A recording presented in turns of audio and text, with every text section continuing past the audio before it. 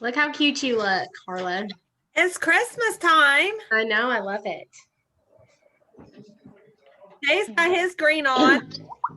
Realize this morning is the last time I get to see you guys for Christmas. I know.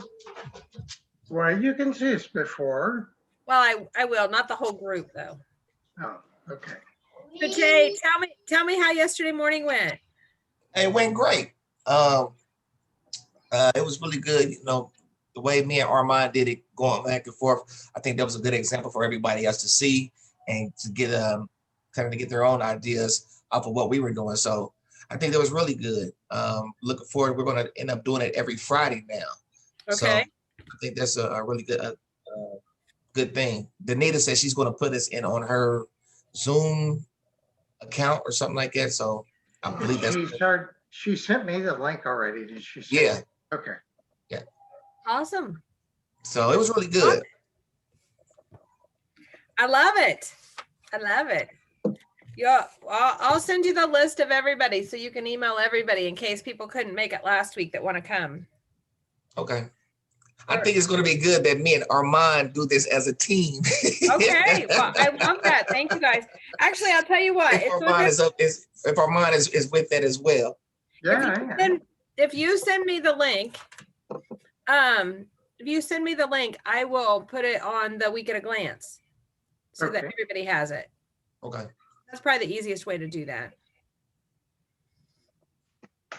All right. Well, happy Saturday before Christmas. I am really sorry. I do have to apologize. Yesterday was a very long day. And when I came home last night, I just went straight to bed. And I realized when I woke up this morning that I didn't do your days of Christmas yesterday. So you're going to get 2 today. Please forgive me. I don't know what happens, how both of my kids ended up buying a house like in the last 2 weeks. So there's only so much a mom to go around, right? So I spent half my day yesterday moving, and then I spent the other half of my day painting. And I get to do it again today. So awesome. All right. Well, why don't you guys start off the way we always start off? Tell me what your win and your challenge was for the week and what you're most looking forward to about Christmas.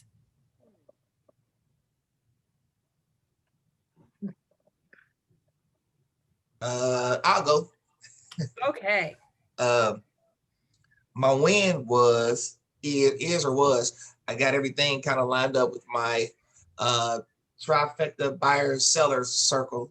Oh, you're domino.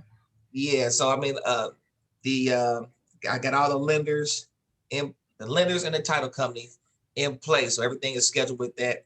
So that was a big win to get everybody scheduled and in order for our closing that's gonna come up. So it's gonna be like a back-to-back closing. So that's kind of cool to get everything in. Closing?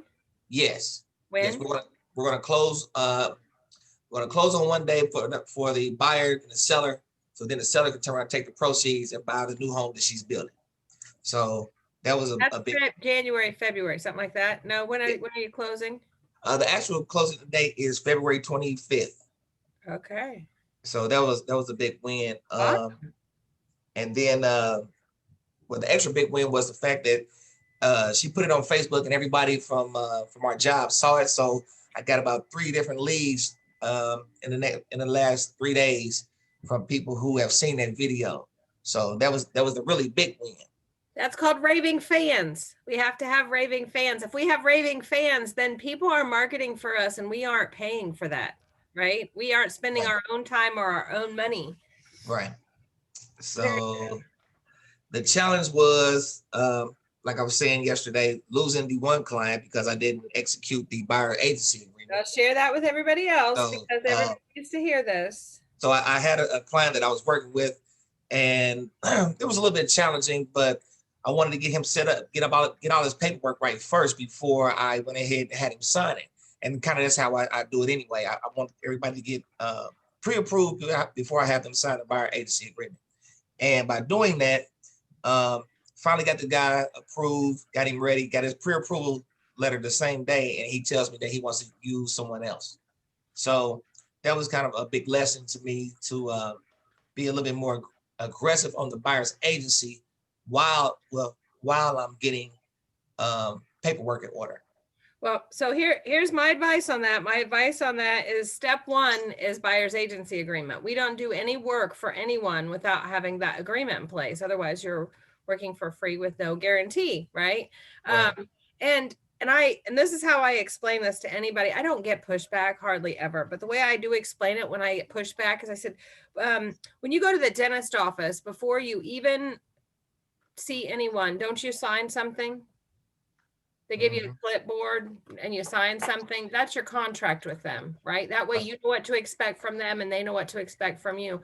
When you go to the doctor, you know, before you see the doctor for the first time, you're going to sign something because that's their agreement with you and their agreement with you. Do you think an attorney will work with you without an agreement?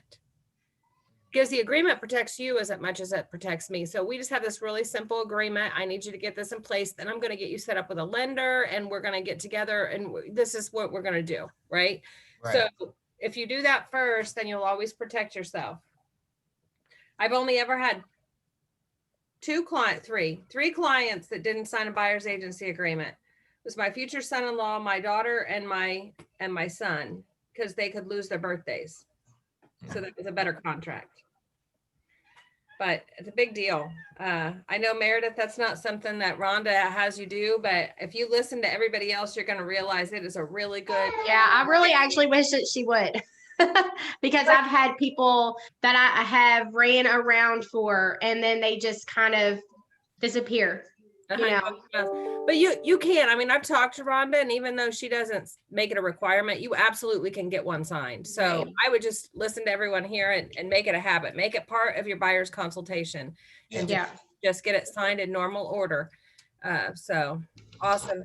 Well, good job, Jay. And the other win for you is you and Armand starting this for sale by owner group. I think that's going to be exciting and really big value for everyone. And here's the one thing I want to tell Jay and Armand. The one thing I know is the fact is when we teach something, we get better at it ourselves.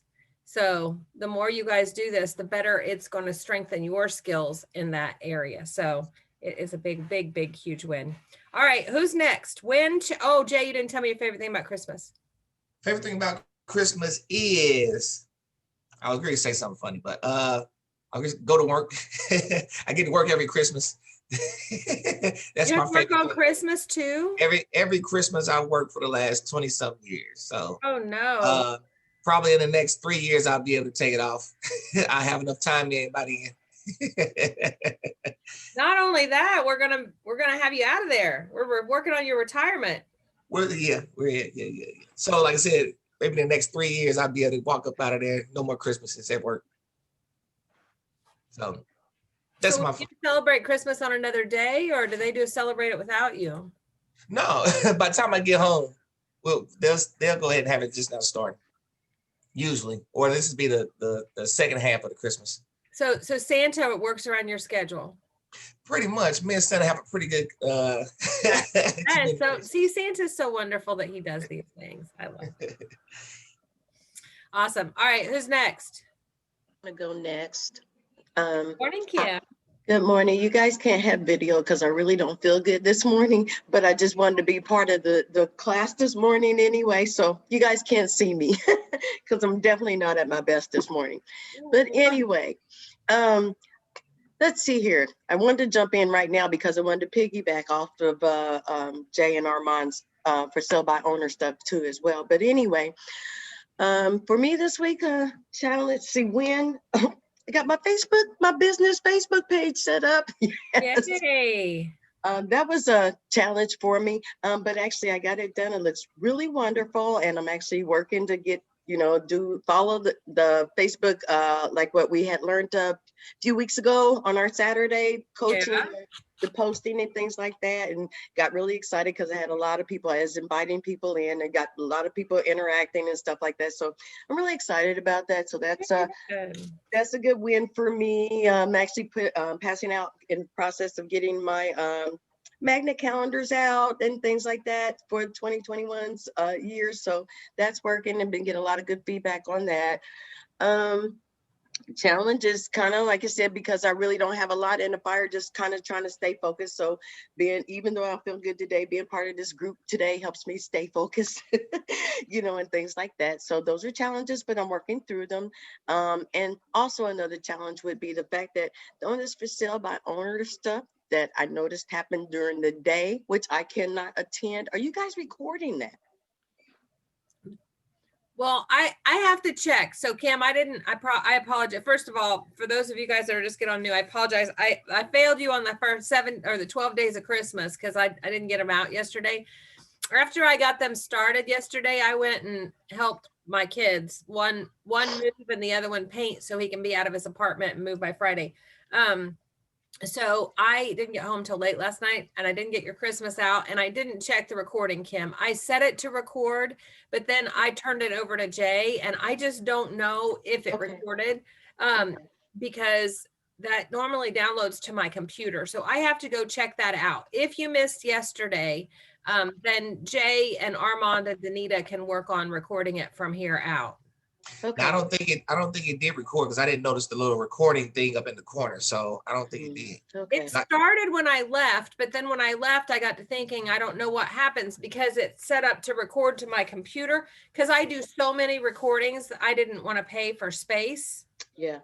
On Zoom. So you may have missed yesterday, Kim, but Jay and Armand are going to make sure we don't miss any more of them for you. Okay, appreciate it. Thank you, guys. Favorite thing about Christmas is always the spirit of it. Decorating and just kind of enjoying the spirit, and especially this year, just being thankful for being able to actually see Christmas and have some of my family still around, because a lot of people don't. So that's going to be my favorite thing celebrating Christmas this year, is just being thankful that this year is almost over and we all made it, and I still have my family here with me. Like I say, there's a lot of people that don't, a lot of struggling going on. So it's special Christmas this year, I think. I agree. Well, I'm excited. I can't wait to go. Did you invite me to like your Facebook page? I'll try to do that. Okay, here's the deal. This is what I didn't know, because again, I will explain, I am very new to Facebook. So that's been a challenge, but I thought I did this, tried the mass invite. Well, I found out quickly you can't do that. So I've been trying to invite small groups at a time. So I'm not sure if you got in it, but I've been doing it on a daily, just trying to add small groups at a time so I don't overload Facebook. Well, if you did and I haven't liked it yet, I will. I just No problem. this weekend's gonna be a little rough for me. I'm sure it's a rough time Two period. kids shouldn't buy their two kids shouldn't buy their first house in 2 weeks apart. That's hard on mom. Yeah, I guess it would be. Because you got to balance it all out. It's just like Christmas, right? Everybody has to have the same number of presents, all of that. Awesome. All right, who's next? I'll be next. All right, Armand. I really thought my highlight for the week, or win for the week, was what Jay and I did. Jay was awesome. We kind of played off of each other, and he was asking me questions, interviewing me, I guess you could say, as far as what I was doing. I thought he was awesome. So I'm so sad if there's not a recording, because I was really hoping to watch it too, Kim. well, you can watch it next week. Anyway, I thought we did a great job. I tried to be as awesome, but I wasn't. Jay, you were just out of this world, man. I wanted to say one thing about that yesterday. I know how to do certain for sale by owners from the investor side, but the one thing how you did it, your knowledge of what you've already been doing and the examples that you have was really good. So that's why I'm glad that you did mention it, and then we did it the way we did. That was really good. Partnerships are always best. Yeah, so it's a team effort, and you did really good. So I couldn't have done it without you. So kudos and thanks to you for that. I would like to say, I spent some time. I took before we had our little class, whatever you want to call it. I took some time to go over some stuff, and I was putting together some things in my head on how to do it. I have not been doing it exactly like that way. but my intent is that's what I'm going to be doing from now on. And then I had an epiphany about another thing as well. On our 12 days of Christmas type thing, the other day, the 17th was maple syrup day. And so I put a thing and sent it out to a few people asking, trying to see what kind of feedback I would have, asking them to share. So I haven't really got any big numbers yet on it, but I sent it out to try to see if I could drum up a few more numbers or shares, I guess you could say, out of the thing. So I think that went well. I didn't get a hold of a lot of people this week. It was really tough to get people to answer their phone. And I had a couple of hang-up calls and things like that. And of course, I was calling primarily leads and follow-ups this week. I did get 2 appointments on FISBOs. So Awesome. That's awesome. We just have to remember that it's Christmas time, right? People have different focuses right now. So, you know, that's why we double down in September and October, because we know December is going to be a little bit slower. Although once Christmas is over, then you've got the floodgates opened up, because everybody's going to start back to thinking about their life and what they wanted instead of focusing on Christmas. So good job, Armand, on the 2 appointments. And again, thank you guys for that, for Sale by Owner Group. And Armand, what you said just proves what I said earlier. When we teach something, we get better at it ourselves, right? So think about that, guys. I know Vicky's on here, and Vicky's getting ready to do a buyer presentation, like a buyer workshop. Well, she's going to get really good at her buyer consultation because she's doing the buyer workshop, right? It's going to become second nature. And that's the kind of thing that you can do. Pick something that, you know, that you really want to focus on, and figure out a way to teach it to other people. And that will make you better at it. Armand, what are you looking forward to in the next week? I'm going to go for Christmas Day. I'm going to go down to, I've got family in Louisville. So I'll be waving to all you Louisvillians, but Ladies, you're gonna have to say hi to Armand when he's down your way. I'll be going to my cousins, or well, step cousins, and he's going to do Christmas dinner. So I'll be down there. My daughter's coming down from Michigan, so very nice. Not going to bring the kids, but she wants to go with the family. I at one point convinced her that she needed to, because once I'm gone, then she's going to have to, be acquainted with the family so that she can blend in still. So so this year she's coming down again on Christmas Day, and she's kind of I don't know, she wants to, I left it totally up to her, but she wants to come down, but she knows she's going to miss kind of the kids opening up things on Christmas morning. They're going to do most of it Christmas Eve, but anyway. Yeah, well, you know what? We just learned this from Jay, right? Santa can be flexible. That's right. All right, who's next? I'll go. I'll go. I'm new to the group here, so this is kind of different for me to jump in there. Well, Cheryl, introduce yourself to everyone too, since it's your first time. Tell them who you are. And hi, everybody. I'm Cheryl Radke. I just signed on with Keller Williams December 1st. I've gotten my license 3 years ago and had been working with MS Woods out of Indianapolis. And I've been talking with Keller Williams and other brokerages all 3 years. And right now, this feels like the right time to do this. I think Keller Williams has a lot that they can offer that I need right now. So I'm pretty excited on this journey and happy to be here this morning. I was excited to have my alarm set. It's like, I've got to get up and get on this call this morning. So I know what were the challenges this week? All the questions that you had asked that we're filling everybody in about our stuff this morning, or I wasn't sure all of the things that you guys were talking about on this one. So was that positive things this week or challenges or? It is. It's wins and challenges. So Wins and challenges. typically our wins are appointments, contracts, something we can all celebrate with you. Okay. Well, oh, go ahead. Sorry. Oh, and then challenges is just anything that, was either a learning lesson, a learning opportunity for you, or something that you'd like help with.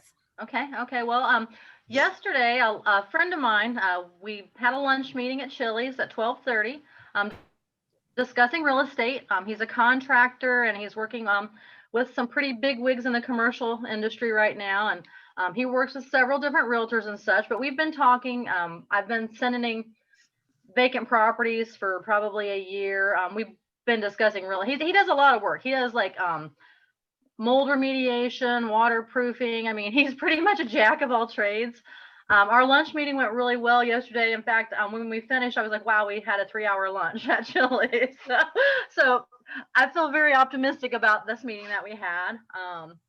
My challenges, and Carla, you and I had spoken about on Wednesday, I had a friend of mine, a long-term friend, that I got a couple of really good deals on some fix and flip houses for him. And I didn't get the listing contract when we closed on those properties.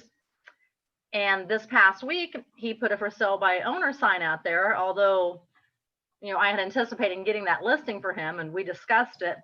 However, which is kind of funny what happened, he put the for sale by owner sign out. We discussed me doing the listing. I said, hey, this is thousands and thousands of people are going to get to see this listing. And I really think that'll help you get the best price out of it. The very next day, an agent called and offered them full price. And he's like, okay, so we're not going to worry about the listing now. The next day, I start getting text messages from Showing Time to schedule their inspection. I was like, are you kidding me? So I called him. I was like, hey, you need to reach out to your agent that you're working with because I'm getting inspection requests. And then he's like, okay. The next day after that, I get yet another request to set up the inspection. So I was like, okay. But that was a lesson learned. When you do that, when you've got a client and you're planning to get that listing once they're done fixing it, Carla said, hey, get that listing agreement right there at closing. And I was like, you know what? It's going to happen every time from now on. Fortunately, that's how we learn lessons, right? Jay's on here too. He'd heard me talk about it and he's doing a good job of getting his buyer's agency agreement signed. He just needs to tweak his processes a little bit. So sometimes that's called failing forward. Right? Yeah. Lessons learned. I mean, I learned a lot of lessons. So yeah. And the only way you don't fail is if you don't try. So, we just have to adjust. But here's an opportunity for everybody else. We can also learn from other people's missteps. So when I tell you to get it signed. You're going to continue to hear stories from people who didn't get it signed until everyone gets it signed. Usually it takes me about one turn. I'm like, okay, lesson learned. I'm going to remember that forever, So one of my biggest lessons I learned from having my license was that, and talking with my friend yesterday, he wasn't aware I had sold a house that their HOA would not allow that owner to rent that property unless they had lived there for 2 years. That was one of my very first ones. Although I provided the CCRs, they weren't the most latest and greatest. And unfortunately, and I checked the bylaws to make sure it could be a rental. When I went through all of those and provided it to the buyer, gave them the website, the management company's name and number, they didn't follow up either, but they came to find out they had intended to rent that and they couldn't. So that was really scary for me, the first time out, not knowing that, hey, every single time I do anything, I check with the management company myself just to make sure, hey, you send me the latest and greatest. I need to know. And I asked the question, are there any restrictions on this being a rental? I mean, what are they? So that I know right up front, if anybody asks, I'm like, okay, you won't be able to use it for that purpose, or yes, they have no restrictions. So lots of lessons. Usually, like I said, it's kind of scary when you're thinking, oh my gosh, I can have big fines on this. This could be really expensive. So I don't like to lose money for sure. So that's a great story. So you guys all writing that down, right? If you represent the buyer, make sure that you've made sure that what the seller gave you is the most recent. If you represent the seller, you definitely want to make sure you have the most recent. And you don't rely on Chicago Title or whoever you get your CCRs from, reach out to the HOA. Oh yeah. And That's my first call to him. I'm like, I'm calling that management company. Who is it? Let me find them. I'm making that call. So yeah, that's a big deal. Now, normally we give ourselves 15 days or something if we want to use it as make sure we know what our buyers want to do with the property. I mean, there's a big one, right?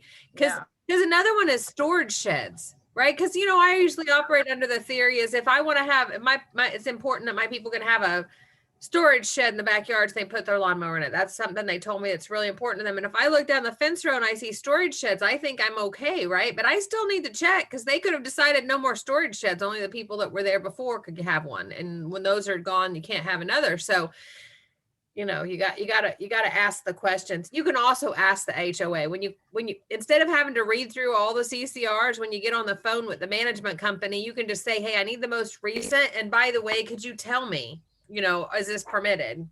Yeah, and that's exactly what I do. Anything that the buyer specifically is looking for, if I don't see it, I always ask, hey, is this allowed? What are there restrictions against this or that, or just so I know right up front. And the other thing that I would do, because you're not an attorney, right? And Correct. So it's a legal document. I would say, here's the CCRs. I did ask the management company. They said that rentals were okay. But if you would like to check, you could either get an attorney to review it, or you could call the HOA yourself. And here's the number. Yeah, exactly. I have to stay in my lane. Everybody knows that. We have to stay in our lane. All right. Well, awesome. What is your favorite thing about this season right now? Everything. I always get this just happy internal feeling. I'm always pretty happy anyway, but Christmas time is really different. I love to surprise people. I have a really large family, an extended family. So I can't buy everybody gifts, but I always like, we did cookies this week with my mom and my aunt and my son and I did. So that was a lot of fun. If anybody wants cookies, please come get them. Cause I've gained 5 pounds in 3 days because I can't keep away from them. They're so good. But we do the cookies Christmas morning. My parents usually come up to my house and open gifts with my husband and my son and I. So I always look forward to that. And just my son, he's 13 and he's so surprised by everything, and he just loves Christmas season. He's 13. I'm just looking at my elf on the shelf is up hiding right now. I was like, we're still moving the elf on the shelf. He was quarantined when we first started around Thanksgiving, but he's been released. Everybody's good up at the North Pole. So just everything about the spirit and the season. I just love all of it. My kid decorates our yard. I'm looking out my window, looking at all of our little blow up stuff out there in our little yard ornaments. He does all that for us now. We're like, wow, this is great having a kid to do all this stuff. So just that happiness. As long as he takes it down too. That taking it down part is the worst part. Yeah. And I usually, he does and puts it up usually, and I'm probably New Year's and depending on the weather outside too. But once I'm ready to get it down, I'm like, okay, I'm good with this. Let's just get the stuff done and I'll just have at it and get it done. So I don't mind taking it down too much. So, but yeah, that's pretty much it for me on that. So. Well, welcome, Cheryl. All right, who's next?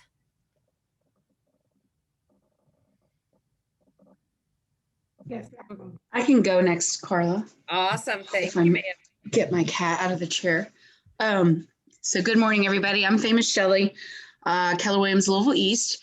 And let's see, wins for the week. I have 2 houses closing this week coming up before Christmas Day, which is fantastic. Really pleased about it. One of them, my cold feet buyer from a month ago, his cold feet are back. There's one little thing that's not been done in the home inspection.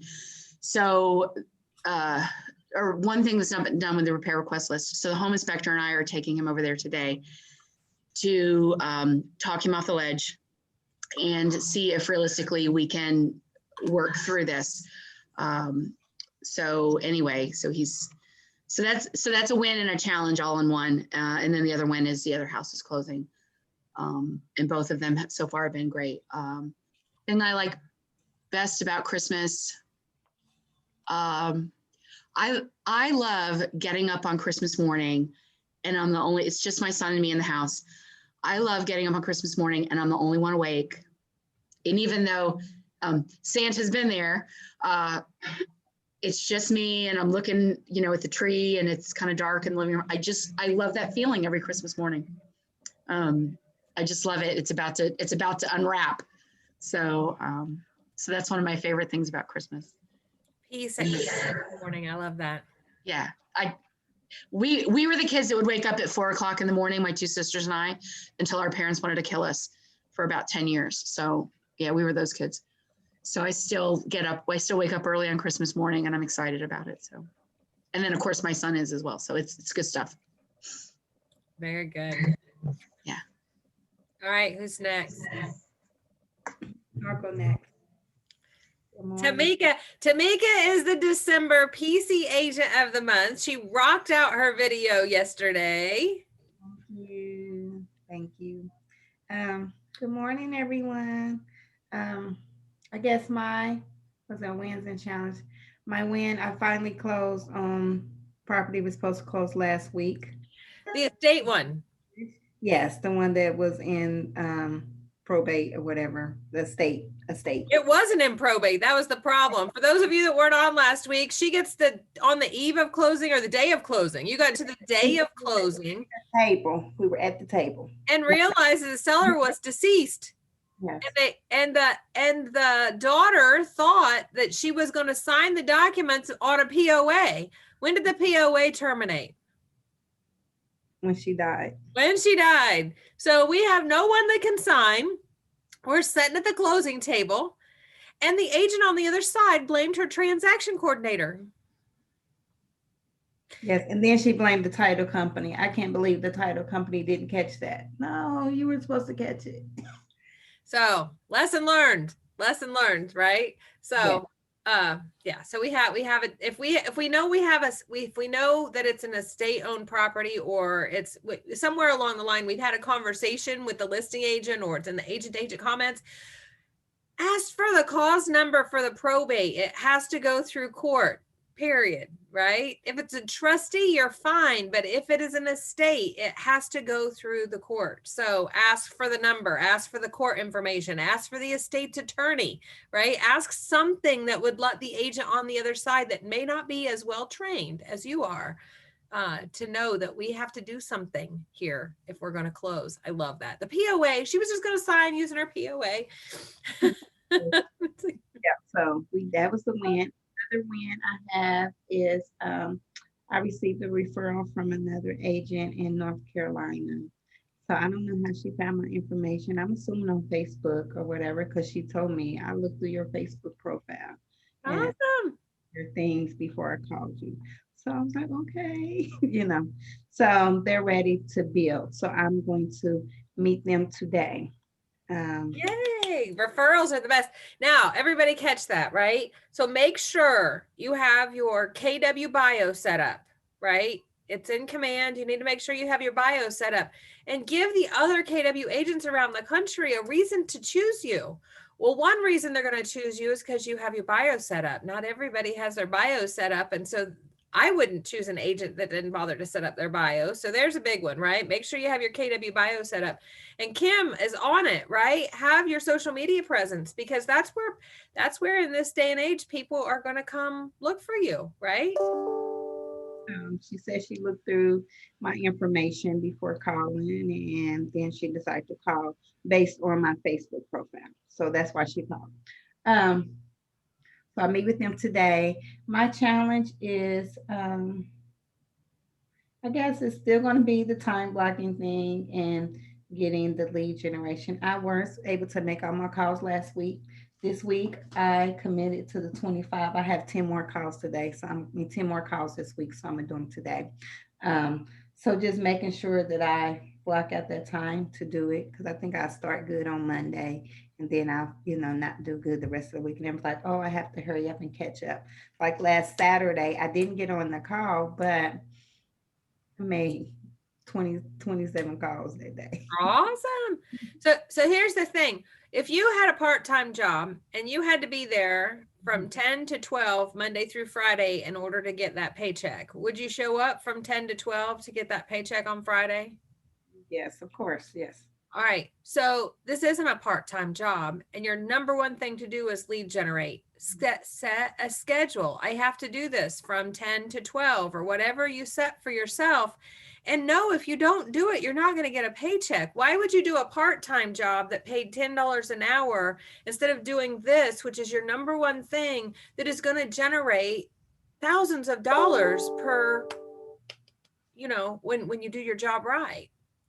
So yeah, it's Yeah. you know, if we change the way we look at things, the things we look at change, right? So Yeah. think about your lead generation as your job. These are my hours that I have to do my job. And if I don't do my job, I don't get paid, right?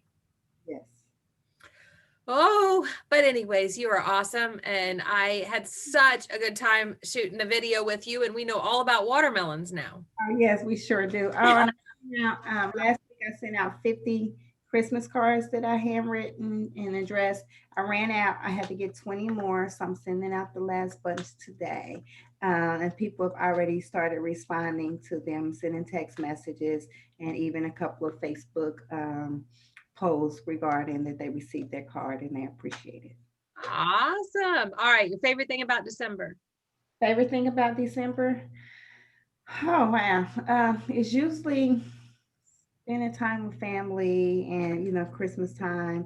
This year is different, for one, because of COVID, and we're in a new house. So we don't have the same traditions. It's trying to get used to those traditions or not having those traditions. It feels weird. Um, my husband's birthday is December the 11th, and then my son's birthday is December the 22nd. But we usually do a big Christmas party in December, and everybody looks forward to it. So we do like dress up. Sometimes I do like a really nice dressy thing. All right, I might do an ugly Christmas sweater theme or something like that. But everybody usually comes, so we're not having the Christmas party this year. So because of COVID and because, you know, everything is kind of off, so we didn't do the party. So that feels weird.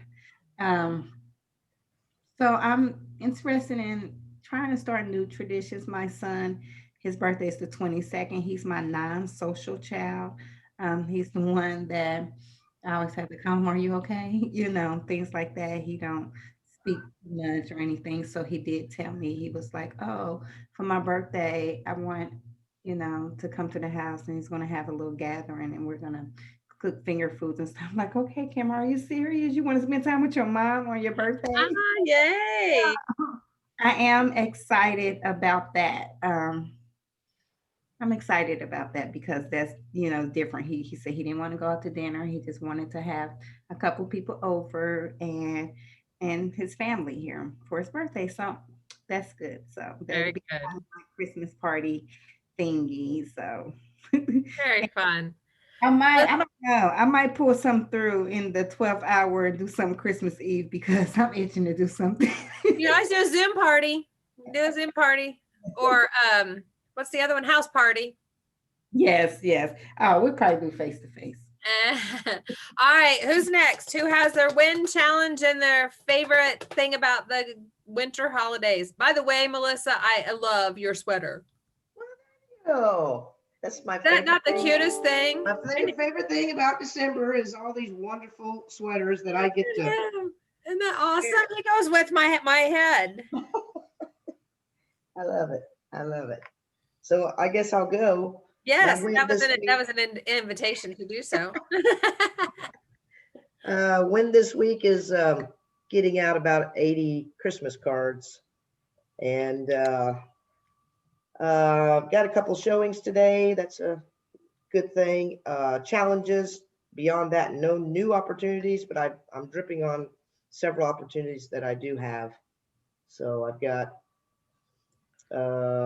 1, 2, 3, 4 buys, and, three listing opportunities. So I'm dripping on them. That is a good pipeline. So they'll finally say yes. Yes. Say yes. So that's what I'm working on. And yes, my sweaters, family gatherings, and cooking and baking with my kids and my husband. So that's what I like about December. Awesome. All right, who's next? I'll go. I don't have a huge amount of wins this week in real estate. In my other job, I had quite a few wins, things I've been working on for a long time. The thing one of the things I'm looking forward to is the next 2 weeks is really light at my other job, so I can just focus on real estate. So I'm going to make a schedule like you were talking about and schedule out some time each day that I can do things. I'm adding to my database. I made some posts on Facebook, just my personal Facebook, because I'm brand new, so I'm just getting started setting everything up. And I've already got, a lot of responses and, was able to add a lot of people to my database from that. I made my first blind call this week. And it was really a little bit awkward, but I got through it. And it was a friend of a friend that, a friend had referred me to someone I didn't know. So I just called him blind. But he said, he didn't say no. He said, right now with the holidays, it's busy, but maybe in January. So I didn't get a no. So I'm going to call him back in January. That's about it for my wins. They were kind of small this week, but little babies. No. A referral is a huge win, right, guys? If you were contacting your database and somebody referred you to someone and you were able to call them and have a maybe appointment in January, that is a huge win. So don't minimize that. It is for me. So it would be for all of us. Yeah. I got over that scary, calling someone I don't know at all. But anyways, on a side note, Tamikia, is that how you say your name? Yeah, it's Tamikia, but they call me Tamika, so you can say Tamika. That's good. Okay. Well, Tamikia, would you mind if can I send you a Facebook request? I would love to look at your page because I'm getting ready to set up my bio. Yes, and all of that. So I would love to. Thank you.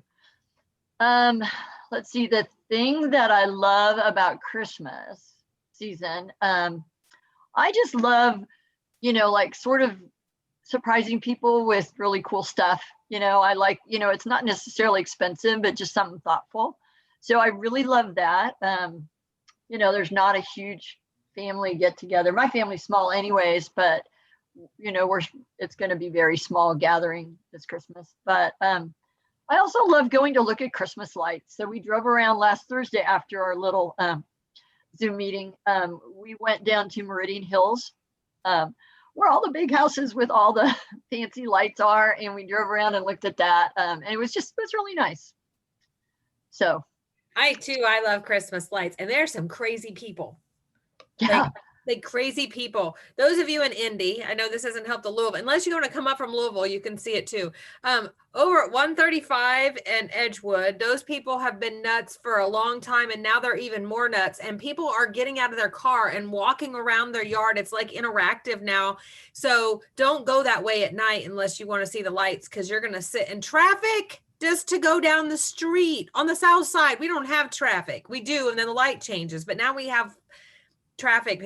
And then over here by Southport High School, there is a house that's got they are synchronized to music. It's so cool. So you gotta roll down your window and freeze while you watch the lights and listen to the music. It's so cool.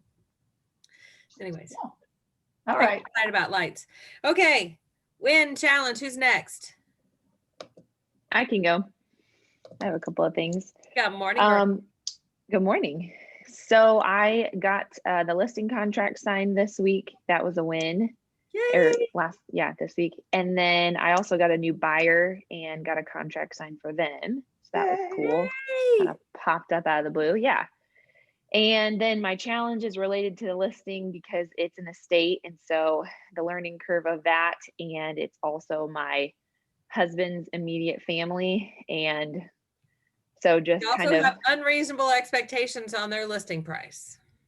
Yes, that too, potentially. Yeah. And his grandpa had a stroke last year. And so he's just kind of hard to deal with depending on the day. So it's been a little struggle to walk the line of, what's the estate's business, and then like, his mom asking questions and the family just, just trying to kind of, I don't know, walk those lines appropriately. Your client is the executor or executors in this case, personal Right. representatives, whatever they've called them in the estate. Those are interchangeable terms. That is your client. Anyone else in the family, those are not your clients. Right. And unfortunately, what you have to do is you have to refer them back to the personal representative or the executor or the attorney for the estate. So Right. if someone that asks a question that's just an error, you have to say, well, I'm sorry, I'm not allowed to talk. I'm not allowed to answer those questions for you unless either the executor or the attorney tells me that I should. So, Right. and sometimes what happens, and I've had this happen a couple times, the heirs, the executor and the attorney decide to have a meeting with the heirs and me, and then they give me license to tell them what's going on.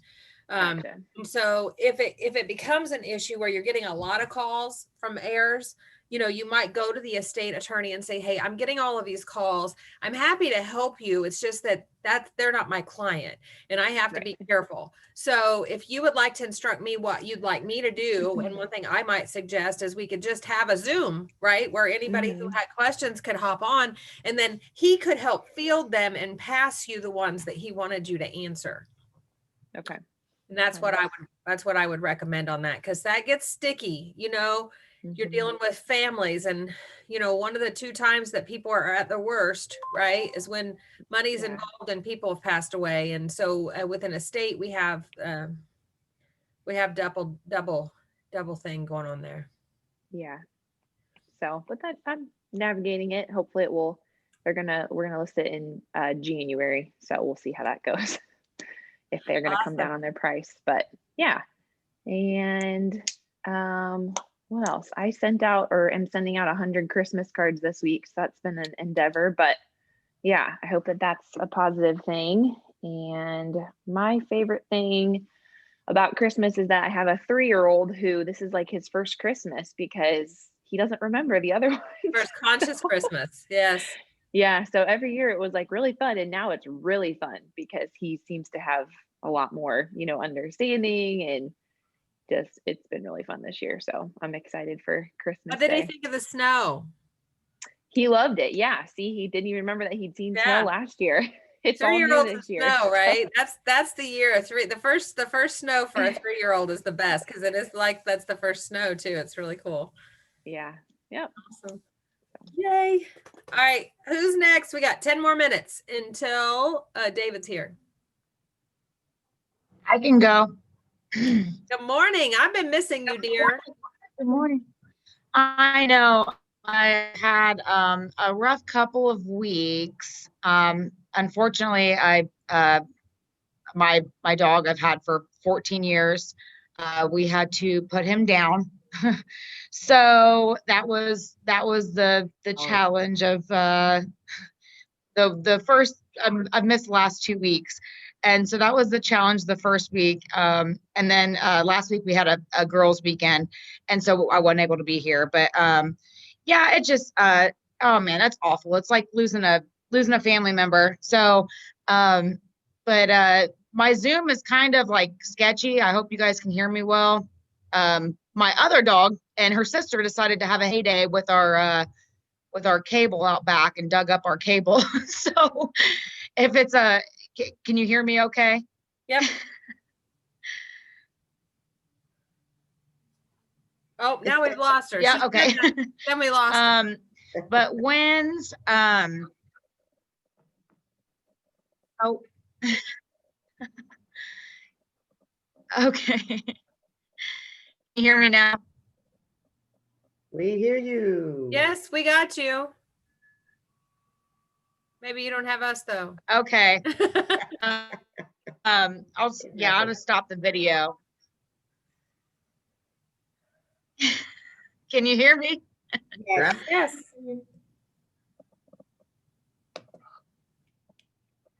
Okay. When's I have I definitely have a listing coming up at the beginning of the year. A friend of the family wants to sell her place. Then I'm working with 3 buyers right now that are looking for some land, and 2 that are looking for land, and 1 that is looking for a property to rent. And then I did a painting job last week, and her husband's elderly family or elderly parents are looking to sell 2 properties and then purchase 1. So she will be calling me. So that's really exciting. So hopefully all of this will come together. We can get it all done. So super excited about that. Very cool. And yeah. Favorite thing about Christmas, I am right along with it, Miranda, and having new baby at home. I am so excited about Christmas this year. I've always loved just the family time, and now it's just even more exciting with little man around. So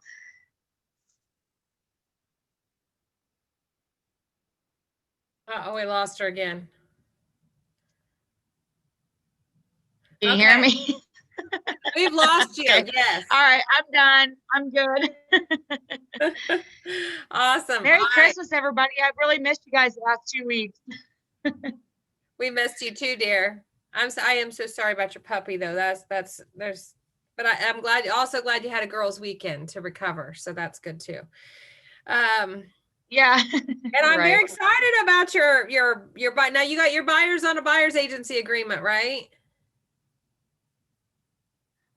They are actually all 3 of them are friends, and I have been looking for them. One of them is actually my best friend, and she is traveling right now.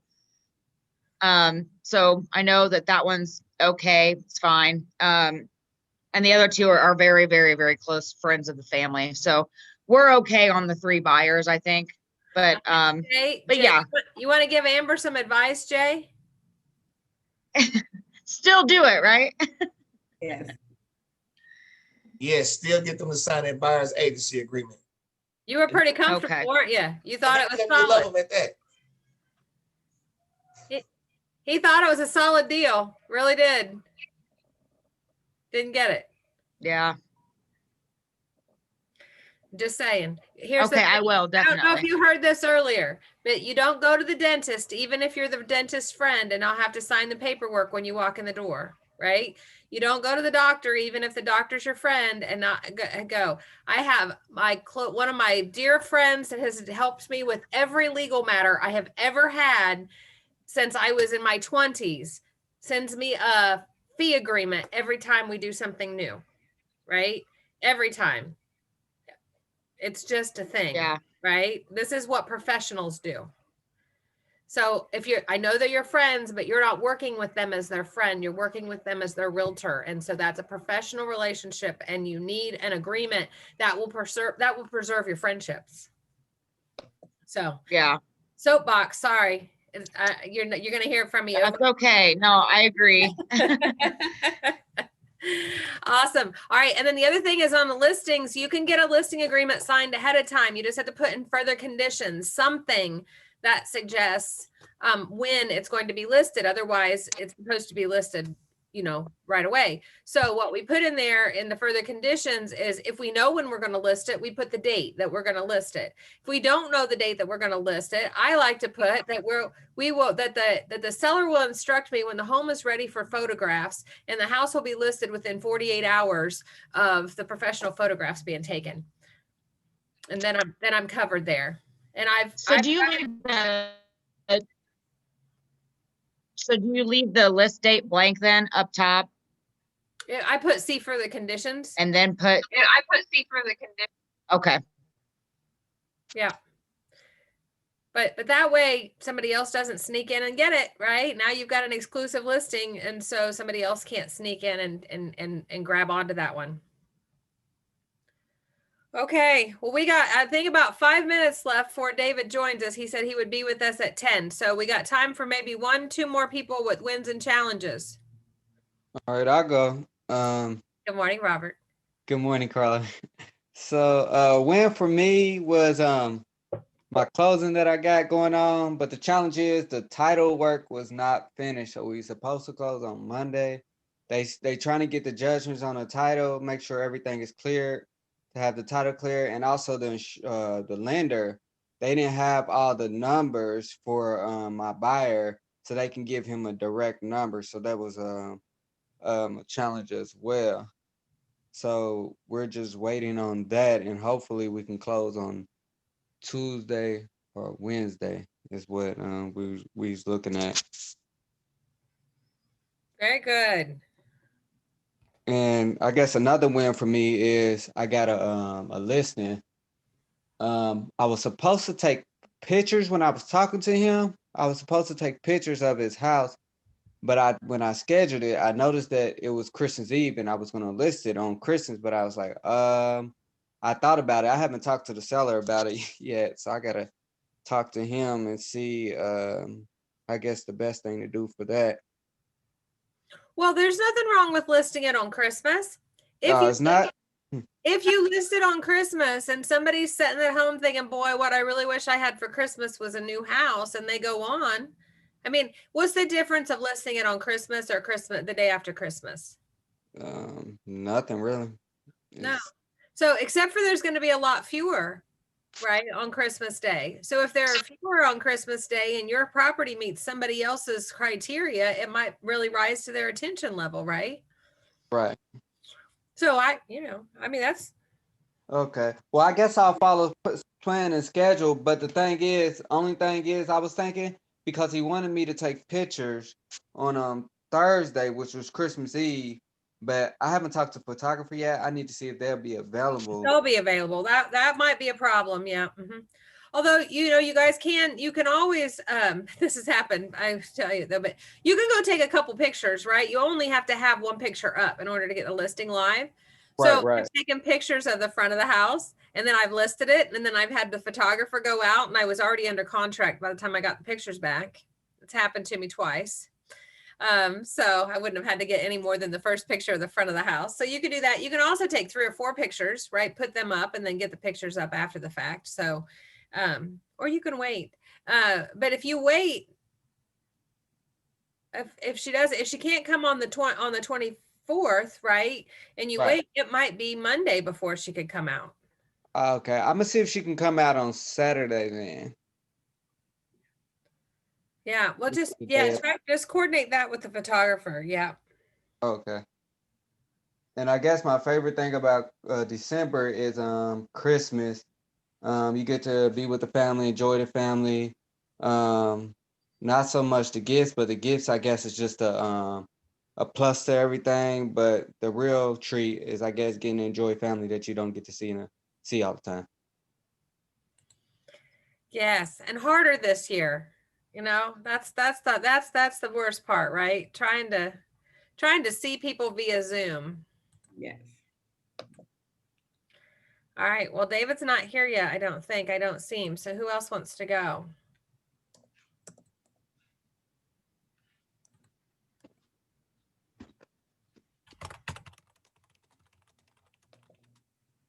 Come on, nobody? Carl, I have a question. Yes. Do we have is there a way to get like a list of Keller Mortgage agents to use? Is there like a directory of Keller Mortgage agents we can use?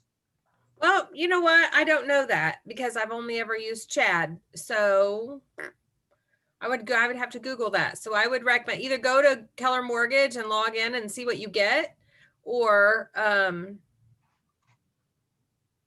because 2 years ago when I picked Chad, we had a list, but I don't know. That was just something that got mailed around. So I don't know what there is anymore. There is one on Command. You can look it up through Command. Oh, there you go. Armand knows. So you look it up through Command. The other thing that you could do is you could just post out on KW Rockstars and ask everybody who their who their favorite Keller Mortgage loan officer is. there is a regional Keller Mortgage representative, I guess you could call it, or office. And I forget which one it is, but Yeah, and you're not stuck with the one in the region. You don't have to use the one that's just in our region. Like I said, Chad, I've worked with forever. He's in Colorado. So, you're not tied to that. All right, David has joined us. Hello, everybody. And he has got a sleek, fancy virtual background. Oh, yeah. It's so good that I can pick them out now. It's like a game. It is. Although Jay's got one too, and that's actually his house. So oh, nice. I think kudos to Mrs. Hill for her decorating skills back there, because she could make a Zoom background. Awesome. Well, everybody, this is David. He is with BGBC, or I always get that wrong. Sometimes I say BCBGB. I don't know. You got it right. So just stick with the first one, BGBC. The heebie-jeebie CPA firm. And hey, just because it's taxes doesn't mean they have to give you the heebie-jeebies, all right? So he is awesome. He can be your go-to person for whatever questions you have about your accounting. I've asked David to come on today, kind of tell you what you need to be thinking about right now as we get ready for the next season. Now, David, just so you know, most everybody here, we have a couple of exceptions, but most everybody here are in their very first year of real estate. So you have 3 or 4 that have already had to file a tax return as a realtor, but mostly new agents. And then the other thing I asked David to do is if he could just give you an idea of what you could do now that would make your 2021 taxes when you file them in 2022 so much easier, and then answer any questions that you guys have about deductions or whatever's going on. So I'm going to turn it over to David, and I'm going to take my Christmas tree off now because it's in my head. Sounds good. Well, hey, I have a PowerPoint slide. I've done other presentations. I don't know if you guys are PowerPoint slided out by this time of the year, but I could throw that up there and just kind of roll through some things, and that may generate some questions. You guys want to do that? That's Thumbs great. up You if have that's share okay. capability, and I think everybody here does really well with visual, so that'd be awesome. Perfect. Let me get that going in here.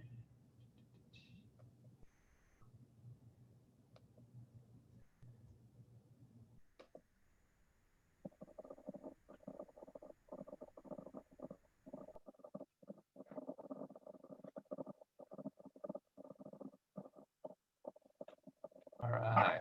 Are you all seeing my screen now? Okay, good. I think I'm a pro at this now. I don't know, but by the time 2020 gets done, I'm going to be a pro at these things. So, well, great. Well, welcome everybody. Thanks for having me. I love coming to talk to new agents. I've been all over the city talking to various brokerages and things like that. So it's always great, especially come in, help those that are in their first year, just kind of get an idea. But also love talking with those that have been 2, 3, 5, 20 years in the industry, just to, see if we can bring anything that maybe thinks and brings a new idea to mind or something like that. So congratulations on making it into the industry. What a year to join real estate. Definitely something to pat yourselves on the back for. We'll see. I kind of started out the year with a lot of real estate agents being hesitant about everything with the pandemic. And then I've had some real estate agents that have had their best years because people are still moving, right? Buying and selling houses still happens in a pandemic. So hope you guys have all had a great year, whether you've just been in the industry for a couple months or, most of the year.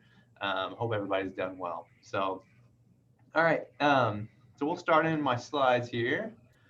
So real quick, this is just basic stuff, the agenda. So the shameless plug of who BGBC is, got to have that, right?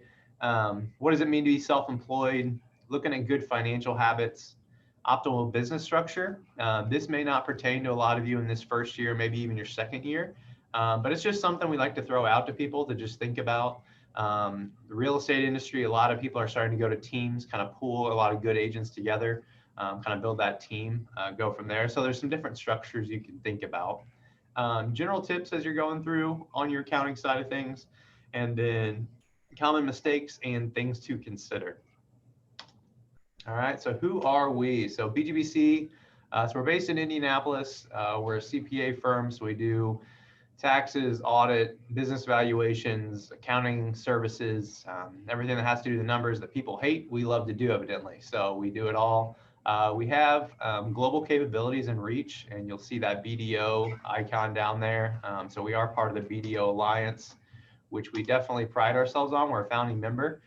So what this does is it pools a lot of smaller regional firms together to share in knowledge and services across the broad range. So if we have something with somebody over in Canada, we can call the BDO Alliance and they'll attach us to a firm in Canada. So it really allows us to expand our services and partner with other accounting firms across the country with kind of like-minded values to come together and make sure we're serving our clients at a high level. And then our biggest thing is our client success is our mission. So we really do look to dedicate ourselves to making sure that we're helping our clients. And you know, we can do the tax return once a year, but we really like to kind of drive those conversations throughout the year and make sure we're giving you the best value for your time and our time, and both sides there. So how can we help? Those are all the services we do. I won't dive into that, but we, like I said, we pretty much do it all. Big ones I know real estate agents look at, obviously tax services, some small business kind of startup accounting services, helping you get a QuickBooks file set up, payroll if you need that. We do have 1031 experts we work with, so that's a big thing. We do a lot of real estate, rental real estate companies and things like that. So if you have clients that are buying several properties and need to understand how to run their rental properties for accounting purposes, we can assist with that as well. All right, so what you guys are actually interested in. So what does it mean to be self-employed? So that's the big topic of conversation, right? What it really means is you're not an employee. You don't have tax withheld from your income. And so on a W-2 employee, they have tax withheld from their income. So at the end of the day, you have to write checks to the government for your taxes. They prefer to do that quarterly, so we'll get into quarterly tax estimates that you need. But really, at the end of the year, you could have a larger sum payment, or not so large, depending on how your year goes and how you guys actually pay in throughout the year with estimates. You're required to track your expenses associated with the income. So I'm sure you've all heard, being self-employed, you get a 1099 at the end of the year. So your brokerage will issue the 1099 for all the commissions you've received, and that gets reported to the government.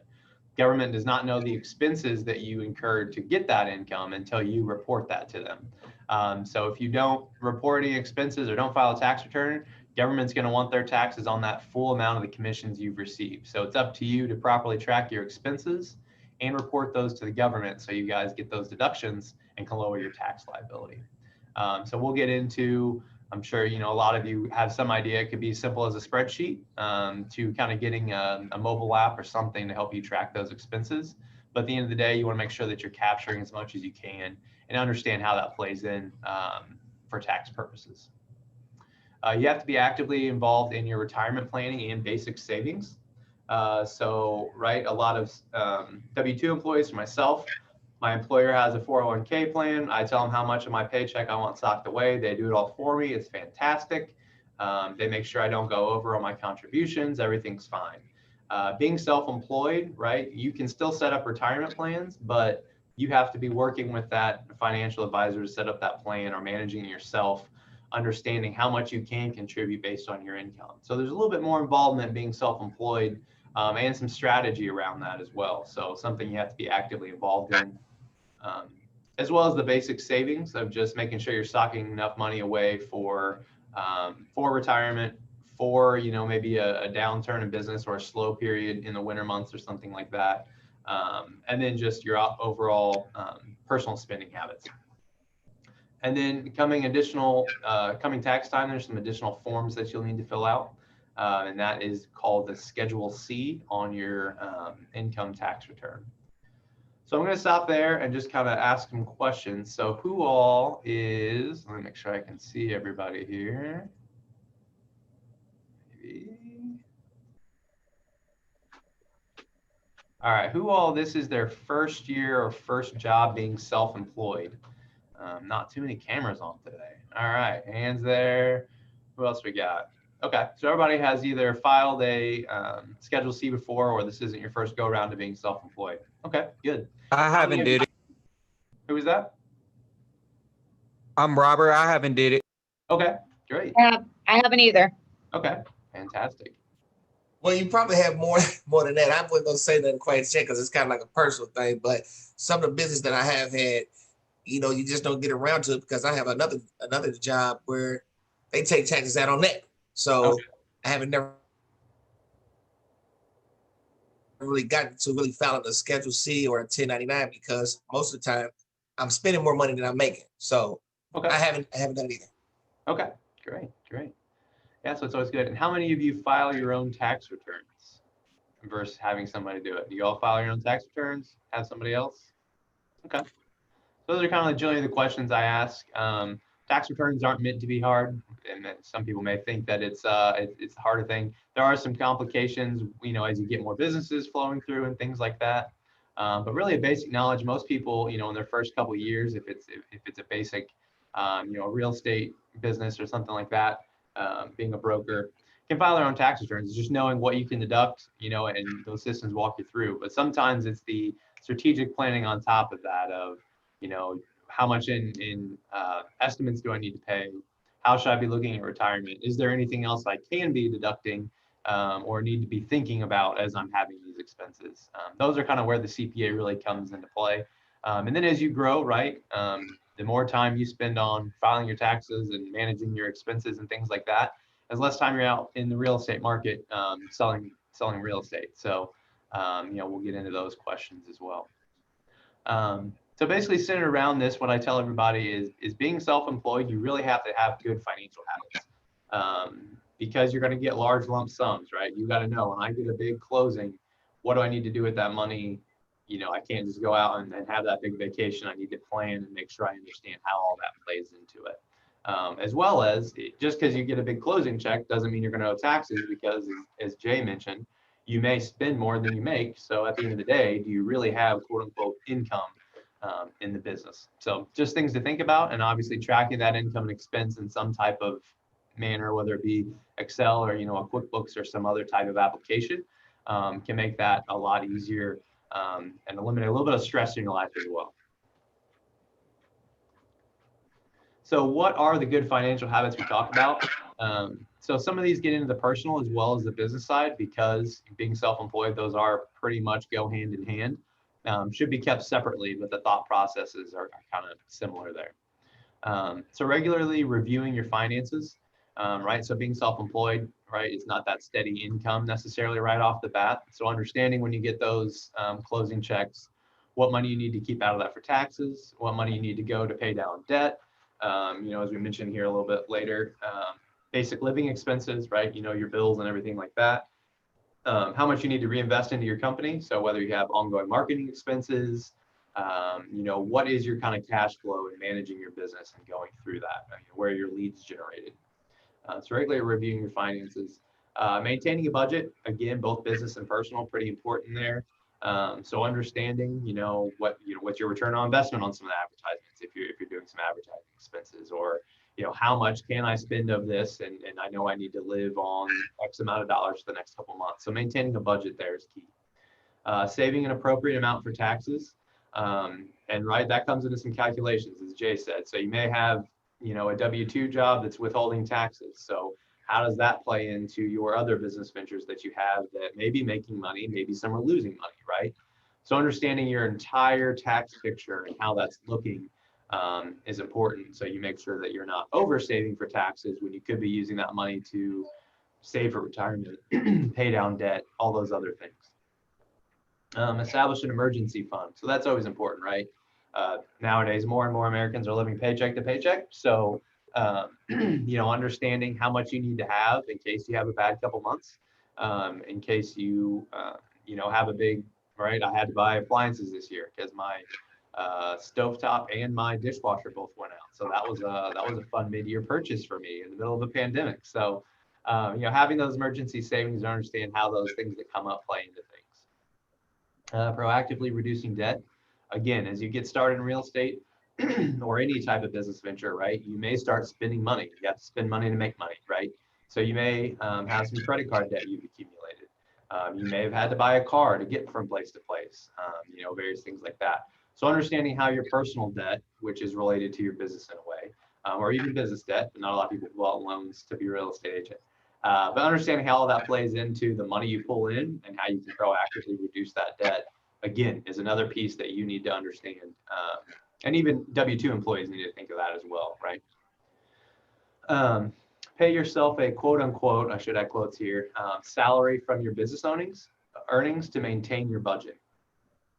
So, you know, we go back to the second point, maintaining that budget. I know I have this in mortgage / rent. I have a car payment. You know, I have my gym membership. What are your expenses, right? How much do you need to pull in every month to make sure that you have a house, you know, over your head, a roof over your head, food in your mouth, you know, taking care of your family, things like that. So understanding what that is, so that when you get that $5,000, you know, closing bill, you know, closing money, if you only need 3,000 of that to make sure that your month is good for your household, only take 3,000 and move that to your personal bank account. And we'll talk about on the next slide, I think, business bank account versus personal bank account, how we should keep that separate for several purposes.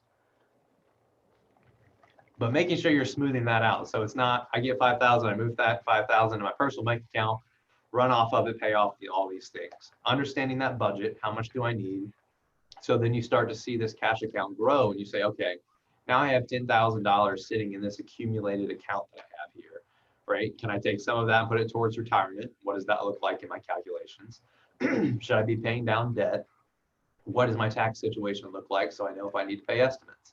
So all these things can be kept kind of in line if you're kind of smoothing out your spending, right? Me as a W-2 employee, I know exactly how much money I'm getting every 2 weeks, and I have my budget broken down. This is what I can pay until the next paycheck, or this is what it is, or this is how my, you know, my bills come out. So it's the same thing with running a self-employed business. You got to smooth out that spending for yourself so you can really see what your true financial picture is. Maximizing tax write-offs and deductions to minimize taxes. There's no secret sauce or secret things that real estate agents can deduct that most self-employed individuals can't, but it's understanding when I spend something, is it a business expense or is it a personal expense? And if it is business, how do I need to make sure I track it, maintain documentation, and then how that plays in for tax purposes, right?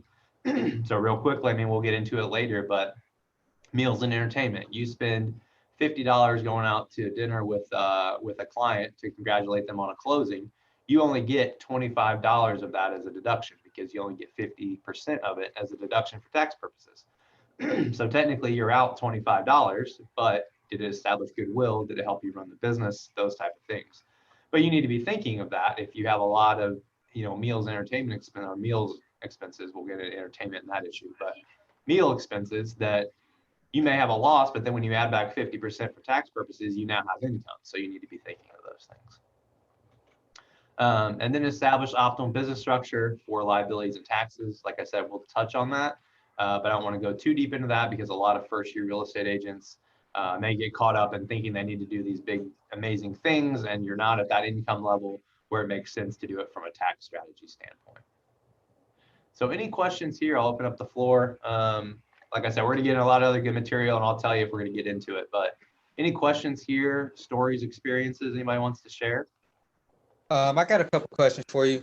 So I know you said we can write off the meals and expenses. Can we also write off mileage and stuff, or do like when we're driving back and forth to client's house, or how does that work? And do we keep our receipts, or what happens with that? Yeah, so we'll get into the mileage, but yeah, you can take your mileage. It's very important from an IRS standpoint to document that mileage. There's a lot of great apps out there to track that. MileIQ is one. I'll mention an app, QuickBooks Self-Employed, which allows you to track your business income and expenses, as well as has a mileage tracker attached to it. So it kind of GPS routes and knows when you're driving and tells you, hey, you just drove 10 miles. Is this a business expense or a personal expense? And you can start to do that. The mileage, so you need to track your total mileage for the year. So if you drove 8,000 miles in the year total, right? How much of that was business versus how much was personal? Because that kind of comes into play. So you need your total mileage and then how much of that was business. If you were to get pulled for a desk audit, which I've seen a couple times, they ask for any documentation you have for your automobile expenses, which includes mileage. So they may ask for oil change receipts because that gives an odometer reading. So heading into 2021, a great thing to start with, and Carla, thank you for mentioning this, is get an odometer reading on 1/1/2021 and an odometer reading on 12/31, because then you know exactly how many miles you drove for the year, and you can kind of go from there. Whether that's keeping a logbook, a note, somewhere, something, some type of documentation of what that was. And then, like I said, any oil changes you get throughout the year, just make sure you keep those receipts, or take a picture of the sticker they put on there and save that, because that's an odometer reading. So that kind of says, okay, well, if you said you drove this many miles, here you were, when you had your first oil change on this date, here's your second oil change. Most people get 2 a year. IRS kind of takes that and goes into play there. So that's something to think about. Does that answer your question kind of in a nutshell there? That answers it, but I just thought of something when you said that. I was like, well, what if you use a different car, you don't use the exact same car? How does that play? Yeah, so you would list both cars on your tax return, total miles for each car and total business miles. So if you're using multiple cars, you got to make sure you're tracking miles on every car that you use. Armin, I see you raising your hand. You have a question? Yeah, can you tell us what expenses we need to track? So we can get into that, but anything that relates to you, so I'm thinking any training classes you've gone to get your real estate license, any desk fees or anything that you pay to your brokerage to have an office space there, mileage. So, with the automobile expenses, there's two ways, and we'll get into this a little later, but actual expenses, which generally isn't as advantageous, or the standard deduction for miles that you've driven. But either way, you need to track your miles. So mileage is key there. Meals that you've done with clients of yours, meals for yourself, so like coffees or dinners, just you out and about running in between appointments, aren't necessarily deductible. So those wouldn't necessarily need to be tracked. It's like a business purpose if I was with a client conducting business. Any marketing materials that you buy, if you buy like small closing gifts for clients, those are things, but just think of any expense that you incur that drives the business is generally deductible to some degree. Does that answer your question there, Armin? Okay. And then Robert, did I answer your question on the multiple cars on the mileage? Yeah, you answered my question, but then you made me think of another question when you said, so like, what if you're doing advertisement? Can you write that off too, or no? What do you mean by doing advertising? Like with your car? So like advertisement, like you're paying to get advertisement for your business. Does that work, or is that something different? Yeah, no, I mean, like I said, it's advertisement of your business for business purposes. It's deductible there. So. Oh, okay. Hey, David, the question came up this week, and I just wanted to ask the question because I've heard mixed stories on this. But as far as the closing gifts for our clients, there's a limit on a gift, right? It technically $25 per client per year. And the solution to that, or the roundabout of that, is if it is also marketing. So if it has KW or our brand on it somewhere, does that make it marketing and not a gift? So there's still a limit on the marketing per piece. I would go with if it feels like advertising and promotion, take it as advertising and promotion. Never call anything a gift. That's a whole different kind of naming convention with the IRS that causes gift returns. So pretty much even if it's a closing gift for a client, it's still advertising and promotion, promoting goodwill, promoting your brand, everything like that. So there are limits there, but I know some people may go over and above and may play in that gray area there. But there is specific limits from the IRS, that $25 per client per year. Thank you. Okay. All right. Any other questions here, or I'll probably push forward? Okay. All right. So optimal business structure. So again, I won't go too deep here. I'll kind of do a high level. So starting out, you're generally just a sole proprietor. So if you go into business, you are in business as yourself. So I'd be in business as David Richardt. I always mention, I don't know if we have any Office fans out here, but when Michael Scott declares bankruptcy and he just stands up and says, I declare bankruptcy. That's kind of what it is starting out being a sole proprietor, is you you are a sole proprietor, I am a sole proprietor. There's no additional costs associated with it. You'd still file on that form Schedule C I mentioned on your form 1040, which is basically just, hey, I'm doing business. Here's how much I was paid. Here's my expenses. It gets down to a net business income, and then that flows back up to kind of page 1 of your return to report business income on the kind of the whole thing. But it's a form that details out what your actual expenses were. So it's not a super involved form. It's just kind of the details behind the numbers. You do pay the self-employment tax, which we'll touch on, you know, in the next couple slides. But so there is an additional 15% self-employment tax, which basically represents the Social Security and Medicare tax that you would generally pay on wages from an employer. And then you pay your federal and state income tax on your net income. You can form an LLC. So we have some people starting out that prefer to go ahead and set up an LLC. There's a couple good reasons to do this. It does create limited liability if the company or yourself are sued because you are operating as a limited liability company there. You would market yourself as a business. You could have a business name, you know, Real Estate by David LLC or something like that. You can apply for an EIN, which is an employer identification number, rather than using your Social Security number on documents. So your brokerage, when they issue that 1099, they're going to issue it in your Social Security number. You know, there's a lot of IRS, you know, breaches and things and identity theft and things going in the mail. So if you can get your Social Security number off documents, a lot of people feel more safe that way. So this provides an opportunity to get this identification number associated with your business that your brokerage pays commissions to your LLC. And then that 1099 is issued to your LLC with that identification number instead of your name, your address, and your Social Security number. Just be careful of that. Some brokerages, I don't know if Keller Williams is one, but they don't allow commissions to be paid to LLCs. I think they may only do professional service corps. So there's a little bit of. We don't have that problem. Okay. Yep. So I know that's something that's popped up. So I just always have that disclaimer of I'm telling you to do this, but check with your brokerage. And then you'd still file a Schedule C. So really, it's not a whole lot different from being a sole proprietor. It just provides that extra layer of you can get an employer identification number, which you can also do as a sole proprietor. But if you're going to do that, you may as well be an LLC because there is the possibility that down the road, if you make enough money, you can convert this LLC and have it be taxed as what's called an S Corp or partnership. And it kind of just changes shape, but you have to have this LLC started for some potential benefits there. So if you want to say, hey, I want to be taxed as an S Corp and you start an LLC in the middle of the year, you have personal income for half the year and then S Corp income for a second half of the year.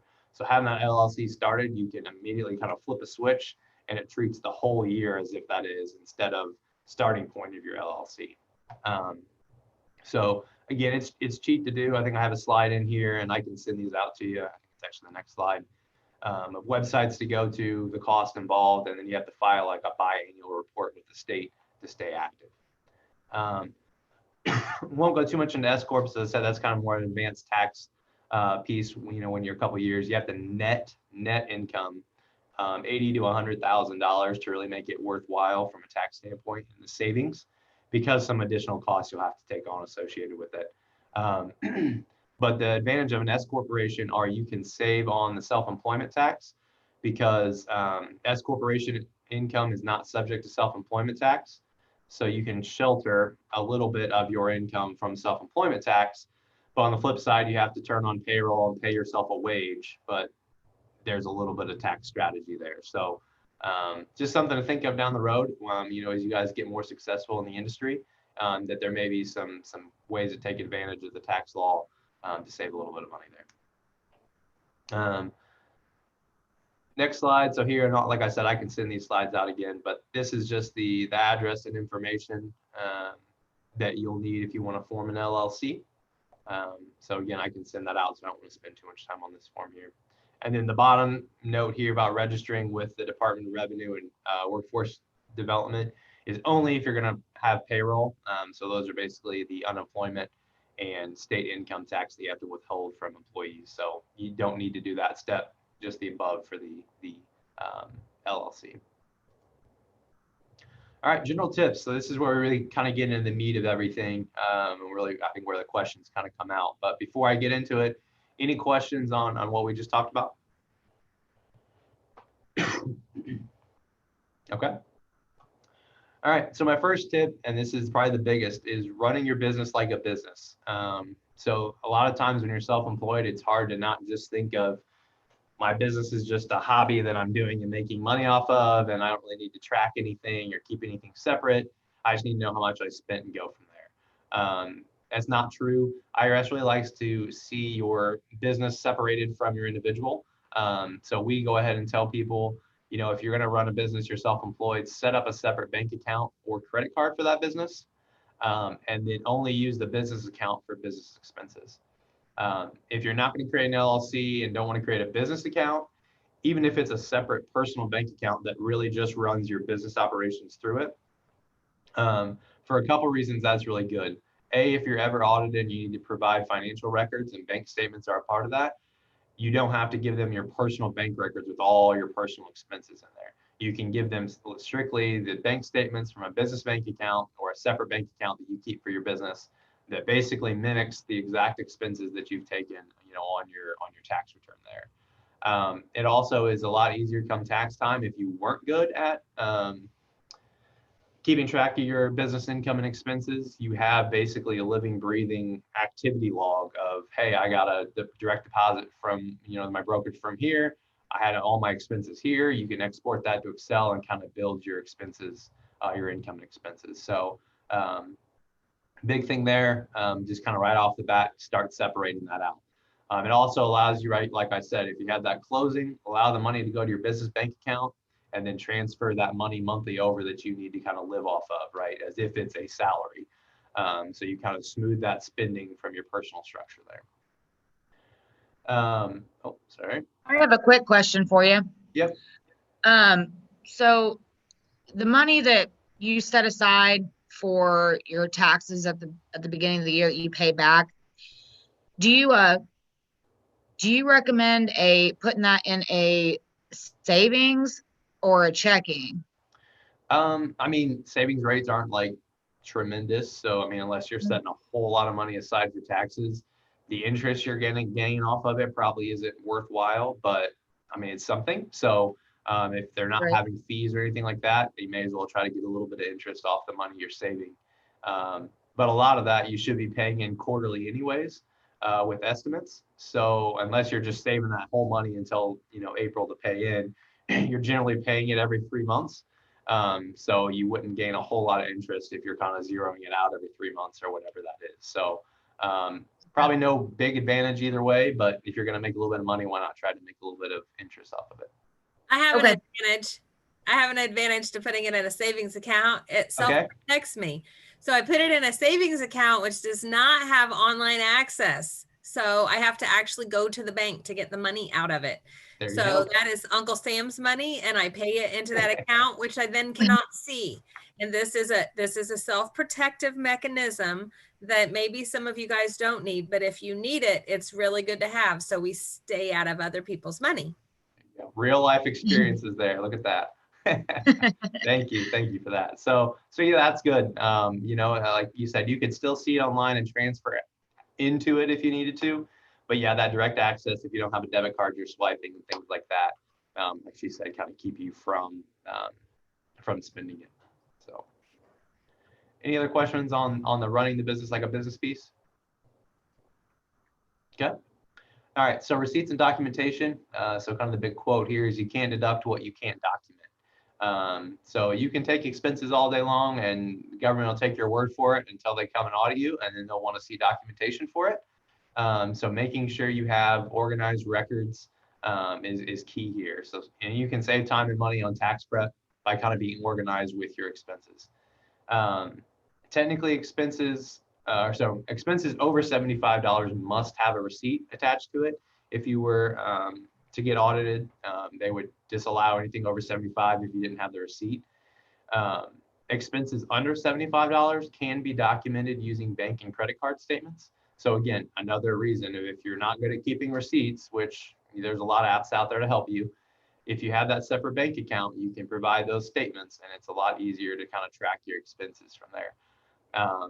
But just remember that even receipts, the type of paper and ink that's used there, you could think you're doing good by saving your receipts, open up the shoebox come audit time, and it's a bunch of blank pieces of paper. So I really highly recommend, whether it's a mobile app or a photo album on your phone where you're just taking pictures of receipts and saving them so they're somewhere digitally, is going to save you a lot of hassle moving forward, and get you out of this paper keeping and shoeboxes and different sizes piece of paper and folders in a desk. So looking into some type of scanning mechanism, some mobile app that allows you to track that stuff. Like I said, QuickBooks Self-Employed. My wife, she's a financial advisor. I got her hooked up on QuickBooks Self-Employed, and she's never going back. So things hit her bank account. She takes pictures of receipts, attaches it to the expense, starts building her expense report for her so we can see what she spent for the year. And we have all those digital receipts in there. So it doesn't seem like it now because you don't have to dive in those that often, but in the time when someone's going to be audited, they can go back to those records, and it's going to be super helpful. So making sure you're keeping those receipts. And then any hotel, so if you do any travel for training or any advertising type stuff, any hotel has to have a receipt, whether it's over or under $75. But if you're paying less than $75 for a hotel, get a better hotel. So that's on the receipts and documentation. Anything there before we get to tax estimates, because I know tax estimates are a big piece. I want to make sure I don't breeze through that. Any questions on the first 2 points? I got a question for you. So you said, so essentially we cannot, like, say if we went to dinner and we had a whole bunch of clients and we was doing a promotion and the dinner came up to $1,500, and we can write $750 off on taxes. Now, like, say if we swiped our card, we would need to keep a receipt for that too. Is that essentially what you're saying? Because, or they can't go back and be like, well, he did swipe this card on this day and it's showing here on this bank statement. Would that not?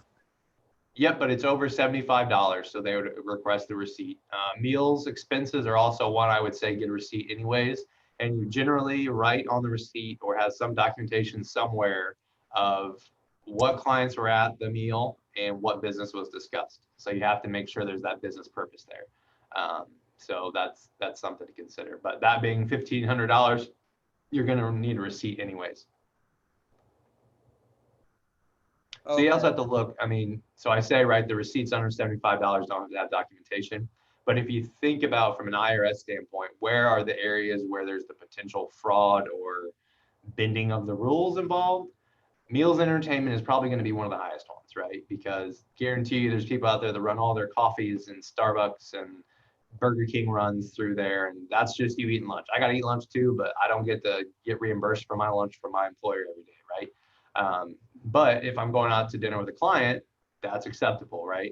But then it's like, all right, well, every meal that's over this, I'm going to say a client went to it, right? So they're going to ask for receipts. They're going to try to disallow what they can. So just making sure that you're properly documenting, who was at that meal, what business was discussed, is going to save you in the long run. Not everybody's going to be audited, but in the instance you are, you just want to be able to hand over things and make it as smooth as possible, and not have to tell the auditor, well, I got to go find my records. And then they're like, all right, well, he's going to go build his records now. So just keep making sure you have it all up front is going to be key. Answer your questions there? Yeah, that makes sense. Okay, great. So the next is tax estimates. So as I mentioned, so me being a W-2 employee, I have taxes withheld for my payroll throughout the year. So the government's getting their money throughout the year. You being self-employed, you get a nice big closing check every month, every 2 weeks, whatever it is. Government's not getting any piece of that. So they basically implemented, if you're self-employed based on your last year's taxes, and it kind of rolls, we need to pay in this much every year to make sure that you're paid in quote unquote safe harbor. So when we prepare tax returns, we have a whole our system calculates and says this is how much you need to pay in estimates quarterly to make sure you're getting out of penalties and interest. But related to that, if you have a W-2 job, the taxes that you have paid in throughout the year kind of go into that calculation of how much you need to pay. So you can reduce how much you pay in estimates based on how much is withheld from your W-2. But if you're in the middle of shifting of I was W-2 for 9 months and then I was self-employed for 3, well, when I calculate your estimates, I'm taking into account that you're going to have 9 months of taxes withheld, right? That amount. But then in 2021, now you're not W-2 and you're 100% self-employed. That money's not being paid in throughout the year. So you got to be thinking about that and making sure if you're working with somebody that they're taking that into account of like, hey, I had 2,000 paid in last year because I was W-2, but I'm not W-2 anymore. So I'm not having that 2,000 paid in. I need to account for that moving forward. So like I said, a little bit of calculation needed there. And the other key to kind of paying in your tax estimates is it avoids a surprise lump sum come April, right? So if you've been paying in throughout the year, when it comes April, you're either going to get a little bit of refund if you just paid in and didn't pay attention to it, or you're going to get, or just have to pay a little bit instead of paying that entire amount in April when just after the holidays, you're still getting in, you're starting your business back up that next year and maybe, running through the money, getting it out of your hands or having it in that savings account where it's like, hey, I at least had a savings account. And I didn't know I really had it. So I've been paying it in. So you kind of avoid that lump sum in April. And then related to my kind of W-2 and not having withheld, one thing you can account for is if you or your spouse, so if you have a second job or a W-2 wage, or your spouse has a W-2 wage, you can increase their withholding on their pay because that plays into the whole calculation of how much you paid in. Now, obviously, that's less money into the household, but it's the same as if you wrote a check for that extra money to the government. So sometimes it's easier to just, well, hey, let's increase your withholding, $150 per pay or whatever it is, so that we know we're paying it in and I don't have to physically cut that check. Because some people have that hard time of, I hate writing a check to the government. It's so much easier if you just take it from my paycheck and I never actually have it in my hands. But it avoids a big headache towards the end of the year whenever you're doing that. So, and like I said, the penalties and interest we're talking about here aren't necessarily severe. Some people say, hey, I'd rather have the money in my pocket, make sure I'm good with my business. I need to be doing things, reducing debt, buying a car, all these things. I'll pay the penalties and interest because my life is a little bit easier if I'm not forking this money over to the government for little or no interest throughout the year. So that's some things that people look out. The other thing is, right, it's all based on safe harbor. So we look at last year to see how much you should pay in this year.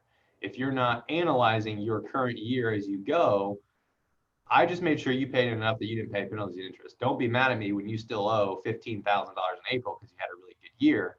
If we're not meeting throughout the year and analyzing, okay, I'm paying this in, but I'm having a really good year this year. Yeah, I won't pay any penalties and interest, but I'm going to owe this big lump sum in April. So you got to understand how that plays in. So again, estimates are really just trying to get you out of penalties and interest. But there is an analytical factor of, do I technically owe more tax? I should be paying in more. And that's that step of kind of getting a system. And I mentioned again, QuickBooks Self-Employed. If you enter in your tax, when you get there and log in, it's tracking your income, but it's also, you can input, I'm married, I'm single, my husband is filing this way, and it will calculate and say, based off your income here and what you've told me tax-wise, this is what you should be paying in to make sure that you're covered for taxes. And that's including anything you owe over and above your general estimate. So that was a lot of detail. I know I probably breezed through that, but I will stop here and take questions on the estimate side of things. So I guess I'm a bit confused. Did you, so when you was talking about, do you, like, say if you don't pay quarterly, was you saying that you get penalized if you don't pay quarterly? Was you saying that, or was you just saying something else? Yeah, you would get penalized. So generally if it's a lot of scenarios here. So say 2019, I was W-2 employee. I had taxes paid in, and then starting 2020, I wasn't W-2 anymore, and I had a business, right?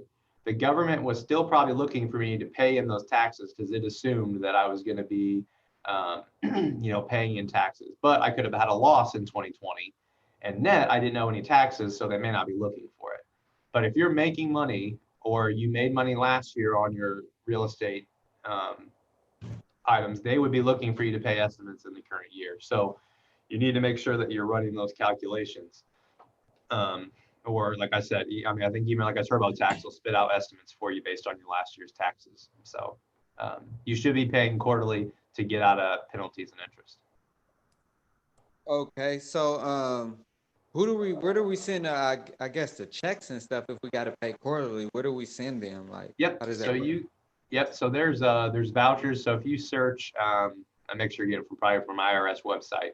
But you send it to the IRS. It's either like Ogden, Utah, or someplace. But there's vouchers. You can search for federal vouchers, or you can actually enroll on IRS.gov to pay your estimates online to them. So you can pay electronically there. So there's formal vouchers that you can print out if you search federal estimate voucher, or you can go to irs.gov, find that form probably, but you can also enroll in what's called the EFTPS system and pay those electronically online. And then to Indiana, same thing. You can go to the in.gov. There's going to be, I think it's called an IT9 is the estimate form. I think maybe that's the extension form. But you can also pay those payments online. Basically with your social security number, name, social security number, bank information.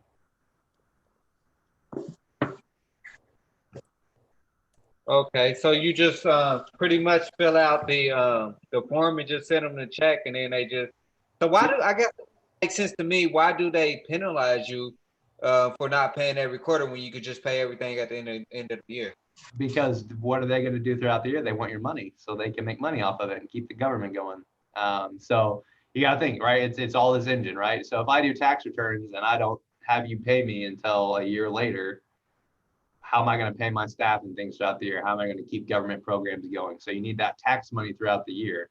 So W-2 employees are paying throughout the year. So they want self-employed individuals and businesses to be paying quarterly estimates as well. So they can have that money in the door so they can keep things going. Same thing, Robert. What happens if you have closings and you can't have any of your commissions until the end of the year?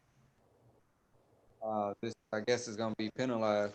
You're going to feel penalized, aren't you? Yep. So government's just like everybody else. They want to get paid. I'm going to make a couple of recommendations right now that are just at the top of my mind. And if I wait until you finish, David, I'll forget. One is when you guys start putting together your growth plan for next year. So things that you want to learn and read, I highly recommend the book Profit First. Yes. Profit First is an amazing book.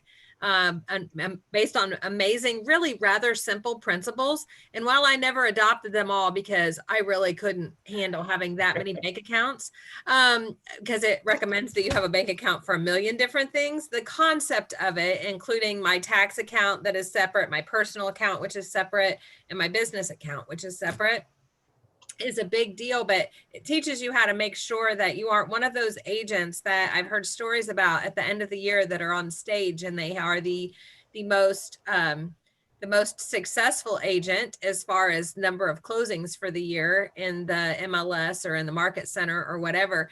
And then you come to find out that they're broke because they've spent more than they made. And so Profit First will teach you, the red light, green light principle that we talk about anyways from MREA, making sure you don't spend more than you make. So I just wanted to throw that out there, put Profit First.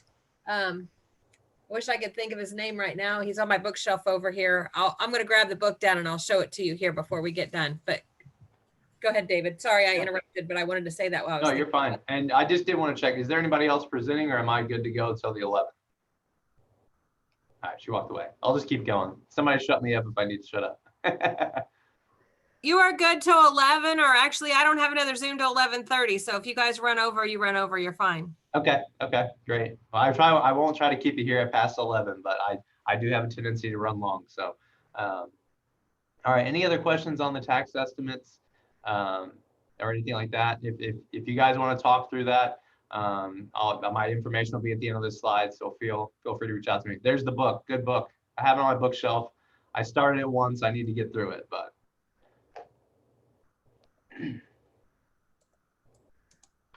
All right, moving on. Sorry, let me get out of this. There we go. All right, so common mistakes here. So these are the things that probably cause the most frustration or questions. So meals and entertainment, auto expenses, home office, and gifts. So for the meals and entertainment, so like I said, your daily lunch, dinner, coffee, you don't get a deduction for that.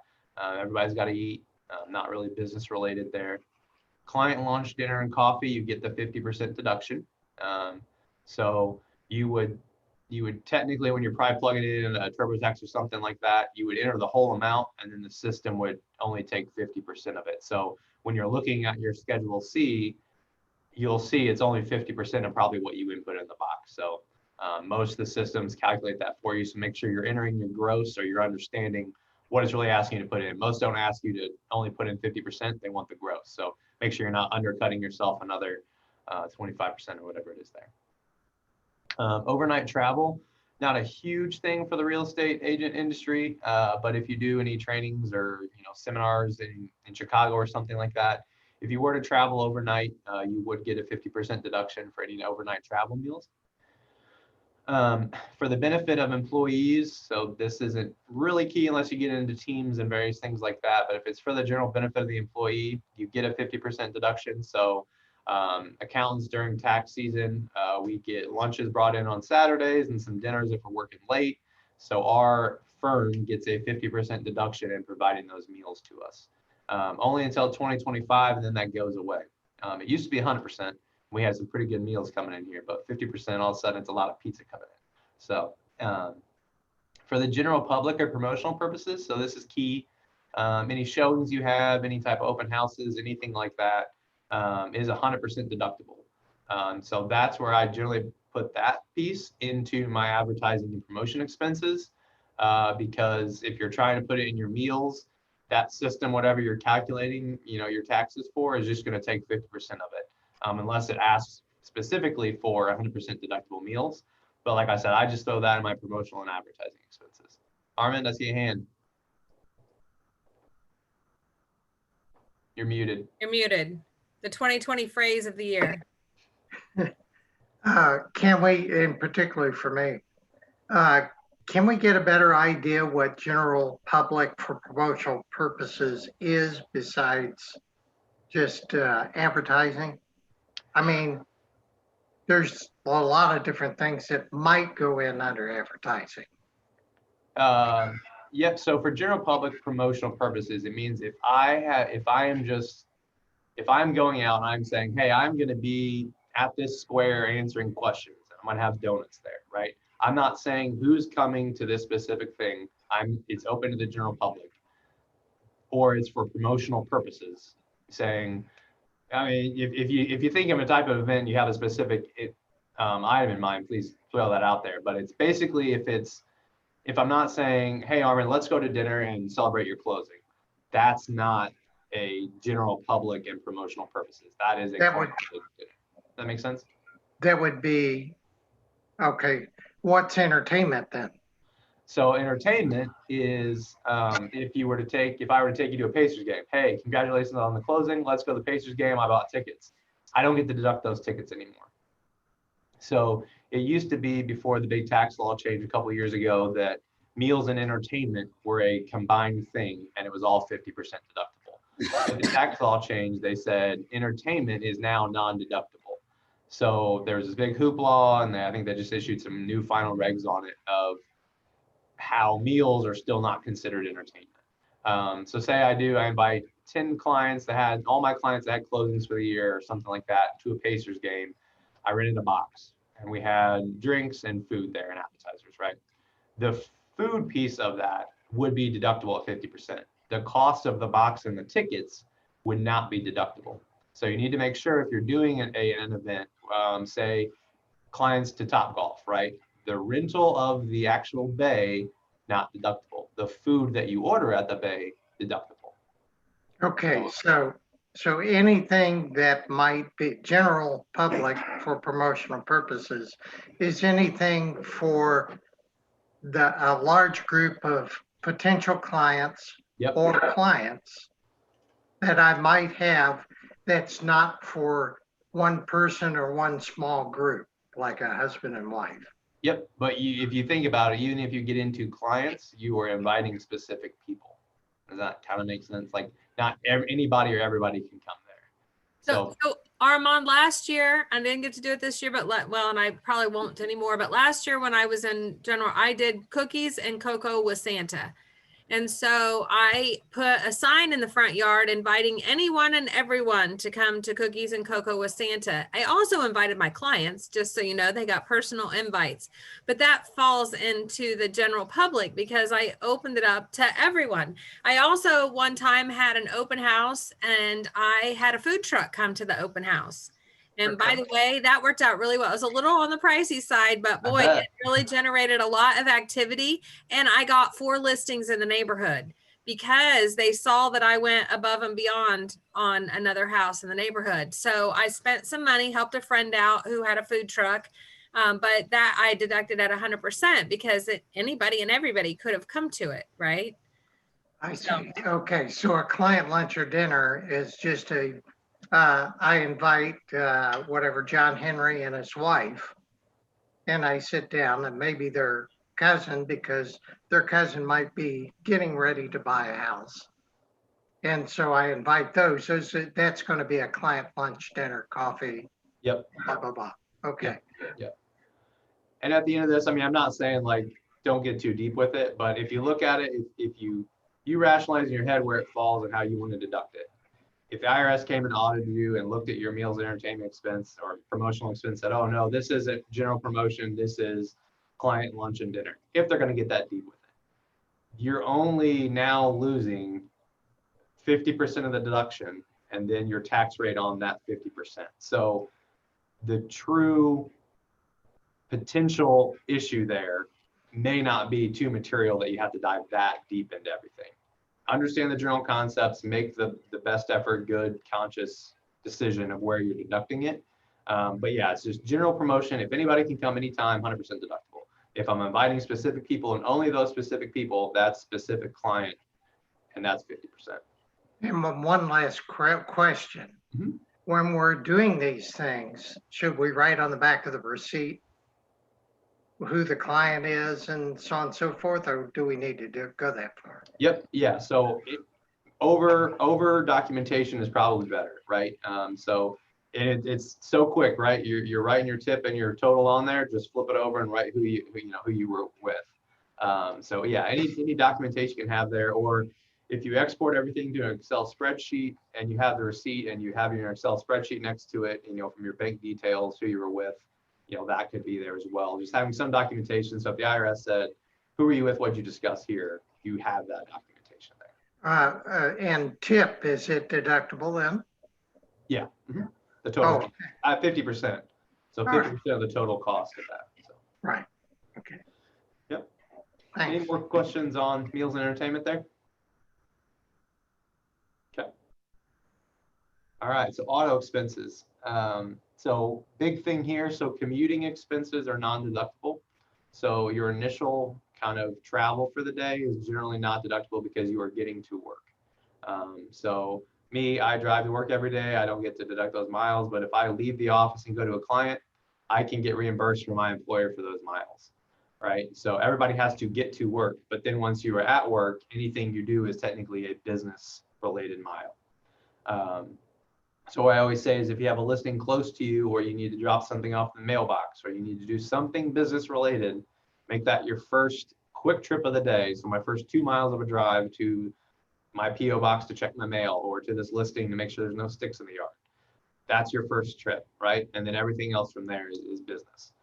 So try to create as the fewest amount of commuting miles that you can by kind of doing that. One good thing about a home office deduction is there's really no commuting miles, because your first trip of the day is down the hall to your office, and then everything once you leave your house becomes a business expense. We'll get into the home office here in a little bit, how that's a little bit of a different situation, but that's the benefit a lot of times to having that home office, is then all your miles become business from there that you're doing business activity for. Office parking is a commuting related expense. So if you go to your office and you have to park there, that is a commuting expense. That's not a business expense. But if you go to a listing downtown Indianapolis and you have to park on the street, that's deductible as a business expense. Standard mileage. So there's a standard mileage rate, and I don't think this is updated. So let me see what it is for.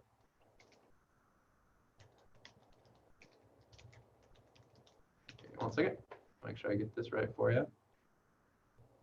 All right, 2019. So IRS actually lowered for the first time the standard mileage rate for 2020, it looks like. Oh my God, look at you with your little jacket on. Yep, so it'll be 57.5 for 2020 is the standard mileage rate, down from the 58 cents for 2019. So for your business miles, so if I drive 2,000 miles a year, business related, on my tax return, I can deduct using the standard mileage rate, the 57.5 cents per mile for 2020. And that's kind of my automobile deduction. I still need to report total miles driven in my car and business miles, but then it basically takes that calculation of the flat 57.5 cents on my business miles and takes that as the deduction for me. That standard mileage rate, what that includes is it basically says, hey, if you don't want to do the calculation of keeping track of your gas, your oil changes, your tire changes, any repairs you had on your car, the depreciation of your car, we're just going to say, here's 57.5 cents for every mile that you drove. So that includes kind of all those things as you go from there. The deducting the actual expenses. So you still also have to keep the log, because what they look at is, okay, what was the percentage of miles you drove in your vehicle? Now you only get that percentage of your actual expenses for the car, right? Because you drove your car, had oil changes for all these miles, but only 50%, 25%, 70% was business related. So you only get 70%, 25%, 50% of the actual expenses related to the car. So still have to keep your mileage, and that's one thing that a lot of people get tripped up on. Make sure you're still keeping track of your mileage. But you get to look at your fuel, insurance, oil changes, repairs, the cost of the car. You get to take a piece of that, and you track that, report your total expenses, you get the percentage of it, and you go from there. So some people, if they get a vehicle that they're specifically going to use for business, they may take that. But we also look at, if you have a fuel efficient car, you may have lower fuel. You may not have as high as insurance. So as the car industry and things build these more fuel efficient cars, you're not spending as much on gas. So is the 57.5 per mile more advantageous? And generally it is. So generally we're going to go standard mileage rate and go from there. There are some additional, not too much related real estate agents, but they can still utilize it. Certain types of vehicles, so like large trucks, heavy vehicles, vans, they get what's called additional first year depreciation. So if you're going to deduct the car, you get additional money that first year to kind of offset your expenses. But then you only get to deduct the expense of the car, and then it's just over 5 years. And then it's just the cost of the car to maintain it from there. So a little bit of a calculation goes in there, but a lot of times, like I said, the standard mileage rate is the way to go. And then, like I said, the commuting miles there, I kind of touched on that. Home office, no commuting miles. Any quick questions there? I don't want to run over 2 minutes too long. Okay. I have a question, David. Yeah. Just real quick, can you go back to the other slide real quick? Yep. If you have a home office, then do you need to worry about making the first trip something small, or if you're leaving from your home office, then no, because generally that first trip is just you walking. So we assume that you walk to the home office every morning. You wake up, you go sit at your desk for half a second or walk in the room, and that's your commute. And then everything from there that you do business related is business miles. Okay, got you. And then within the miles, should we be keeping track of like gas as well, or no? Gas, if you're going to deduct actual expenses. If you're going to use the standard mileage, you don't need to keep track of gas, because the IRS is just going to give you a flat rate per mile that you report. Okay, and is there a benefit from doing one versus the other, like mileage versus the expenses? So it's really a calculation of how much you drive, because like your miles play into that. So just because you spend a lot in gas in a year, if you don't drive a lot of business miles, you're not going to get a lot there. So it's hard to say which one is better than the other in everybody's scenario, but 99.9% of the time, standard mileage is generally the way to go. A lot of less documentation to keep and things like that, but that's generally the route that we see people go. I heard we do have to save gas receipts. Yeah, you still need to keep all the receipts related to those expenses. Not necessarily for the standard mileage rate, if you're doing actual expenses. Right. So we don't have to have an office to get mileage rate, right? To get the miles deducted? No, nope. If you're going between listings and showings and business related activities, all those miles become business miles that you're driving. Oh, so that's why it's important to kind of keep a log of all the trips you take of the day in a year, that type of thing, to know.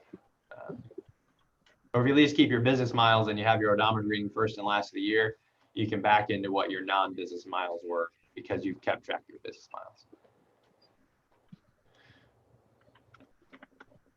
Okay. Anything else there? All right. Home office. So key here is exclusive and regular use as your main place of business.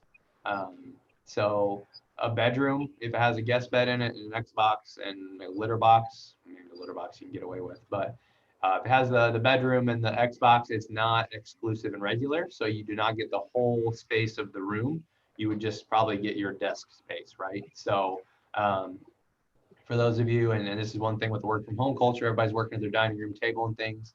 You can't deduct your living room couch because you also use it for binging Netflix on the weekends. So yes, Anne?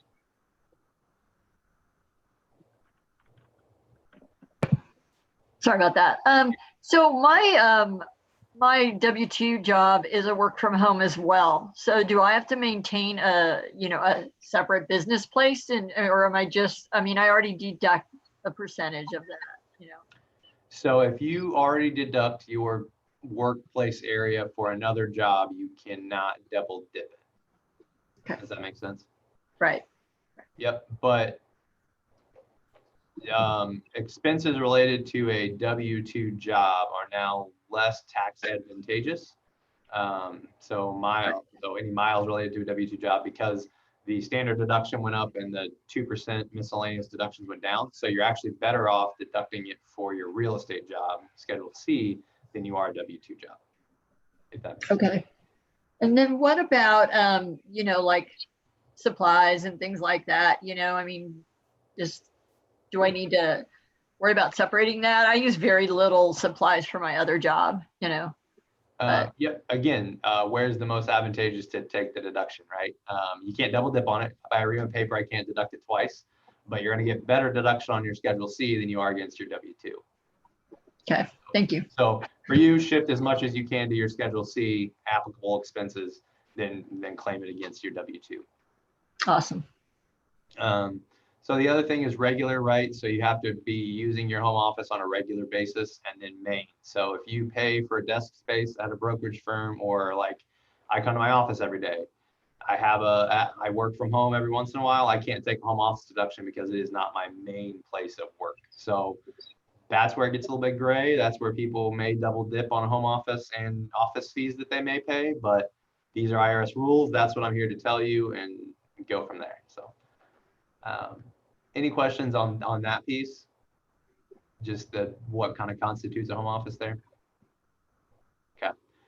Simplified, so two methods again. So IRS came out with a simplified method where they just give you $5 per square foot for your home office deduction. The actual method, you deduct a percentage base of your total square foot versus your office square foot. You take your real estate taxes, mortgage insurance, PMI, utilities, yada, yada, yada, into account. And that is what your home office deduction is based off of. So again, documentation, pulling all these numbers. Is it worth it, or just take the $5 per square foot, or do you even take it at all based on the first point of, is it truly your main place of business? And then technically, and this is something that's missed, but we put it here. If you have taken a home office deduction, you have taken a deduction for part of your home for the business. So when you sell your house, you've taken some depreciation expense on your house. So it actually changes your basis in your house and may create some tax due if you sell a house for a large gain. So you have to kind of take that into play. I'm going to tell you probably 99.9% of people don't deal with it. And the IRS probably doesn't have a high audit rate on that type of thing, but just something that's kind of interesting on that, of how one thing you think of plays into a whole different scenario there. Anything else there? I'm wrapping up here soon. So gifts, we touched on this, right? So deductible on tax return and business purpose, $25 per person per year, $4 each limit on branded marketing materials, and then advertising and promotional expense are deducted in full. If not treating as a gift, don't call it a gift. So that's the main thing of, is this a gift or is this an advertising promotional item that I'm sending in a congratulatory manner? So something to think of there. So then, like I mentioned earlier, things to just consider. So would hiring a CPA give you more time to sell real estate? If you're spending time on your tax return or managing your finances, is there a way to kind of manage that time? Are you capturing all your allowed expenses? So again, we ran through a lot of items here, but again, if it is related to business, there's a high percentage probability that it is deductible. But if you have any questions, more than happy to take a quick call. You could probably Google it and see if people deduct it as well. But main thing is it ordinary and necessary to you conducting business? That's the big question you have to ask yourself. If you lean very highly to the yes, then deduct it. If not, lean the other way and don't deduct it. And then I always say, are you saving money for retirement or something else the most tax efficient way? So making sure that in conjunction, self-employed individuals, definitely I say get a financial advisor so you can start down that path, see how your business plays into your retirement thinking and go from there.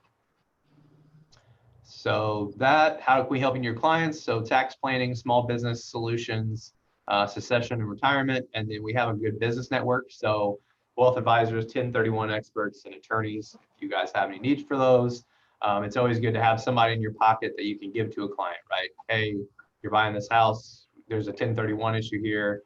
I don't have an expert, but I have a CPA that knows some people. I can get you that, right? That's that added on value added service to you and your clients, that you're making sure you're thinking of all their needs and have contacts that they can use to accomplish what they need to accomplish. And with that, I am done. Didn't even go over 15 minutes. I was shooting for 11:15 there. So here's my information. So here's my information. And another individual at our firm that works with a lot of real estate individuals. She's done some presentations for you guys before. So feel free to reach out to us. If you have any questions, we can set up a call. It doesn't make sense for every real estate agent right off the bat to start hiring a CPA, but just having a conversation of getting on the right path, and then just know you have one in your back pocket for, when you do have those questions or need to start looking at some other options. So great. I'll send you guys all David's contact information as well. And there's two things I want to make sure you take away from this. And thank you for hanging with us a little bit longer today, but I hope you found it valuable. Two things I want you to take away is, if you do things right in the beginning, it will make your life easier the rest of your career. If you ever have to recreate an entire year of business in December, you are going to pay way more taxes than you had to, and you are not, that's not going to work out for you. It's just not a good, and you're going to, David made a point, you're going to blow a whole month of lead generation trying to get your taxes put together. So don't do that. And then the second thing is, we talk about when you're making your care calls to your database, and when you're making your care calls to your database and you ask them what are their challenges, and they tell you in January that their challenges are they've had something happen and they've got to figure out what to do with their taxes. Now you have a resource. You can say, I have a guy for that. Can I make a recommendation? Because now you're their solution, right? So if you become their problem solver, then they're always going to come to you with their problems. And one of these days, their problems is going to be real estate related. So I highly recommend that. I'll give you a real quick, I had a guy that came to me and wanted to talk about really some business planning. He had some rental properties and some business planning. And so I sent him to David and Howard at BGBC, whichever one it is. And, and ended up, they solved his problem, and I did a buy and sell with them. The combined total, sales price there was about $850,000. So it was a nice commission on the buy sell.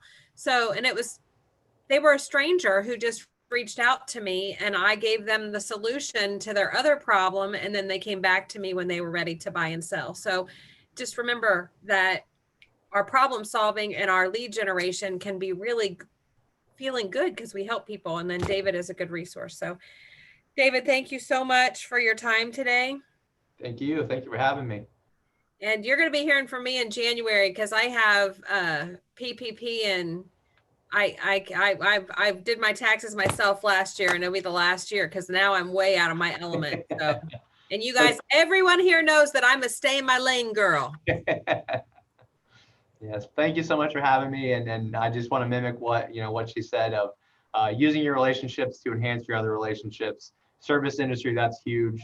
Becoming somebody's trusted advisor, even if you don't know what the heck it's about, if you can find somebody that you can point them in the right direction, they take your word for that referral at very high value. So just make sure you guys reach out if you have any questions. We will always look to better your relationship with that person. So we never want to damage anything there. Hey, David, can you be sure and email me the slides so I can send those out to everyone? I've had a couple people in chat Yep. ask for those. I know for the links and things. Yes. Did I miss anything in chat? I didn't even see the chat box pop up. So I just looked. That's you got some kudos here, some thank yous, very informative. So thank you very much, especially at this holiday season. And we'll probably be looking for some with the overall market center in January, February, as we get ready for taxes again, like you've done in the past. So thank you so much. Have a very, very Merry Christmas. Thank you. Happy holidays, everybody. Have a good New Year. Thanks, guys. Enjoy your weekend. Text if you need anything. I have one question just before David gets off. Yeah. When does it become advantageous to go to start an LLC? Like, I've heard different things, like you should be making a certain amount of money, but what is your recommendation there? So like I said, LLC in itself, there's not a whole lot of advantageous from a tax standpoint besides setting yourself up for something in the future, which you can still do within the first couple of years if you're not going to get to that point of converting to an S Corp. But an LLC provides a little bit of limit liability for any legal lawsuits and things like that. And like I said, gets your Social Security number out of the system if you get an EIN. And then it's easy to convert that LLC to be taxed as an S Corp. And that may be the benefits that you're talking about. And that's, again, when I said you're netting, not grossing, netting after expenses, $80,000 to $100,000 because you offset some additional expenses and can really kind of build some true tax savings there. So LLC, I tell people you could do it from day one and have an LLC and, run with it. And like I said, you're not hurting anything. You're going to have a little bit of expenses keeping it active. But tax advantages come if you change the taxability of that LLC at a certain point in your career. Okay. Thank you so much. Thank you. No problem. Great. Thank you, everybody. Again, have a good one. Thank you. Bye, guys. Have an awesome day. Bye. You guys too. Everybody thumbs up. That was good. Yeah. Yep, absolutely. It Thank was you. informative. Awesome. All right. Have an awesome day. Bye, guys.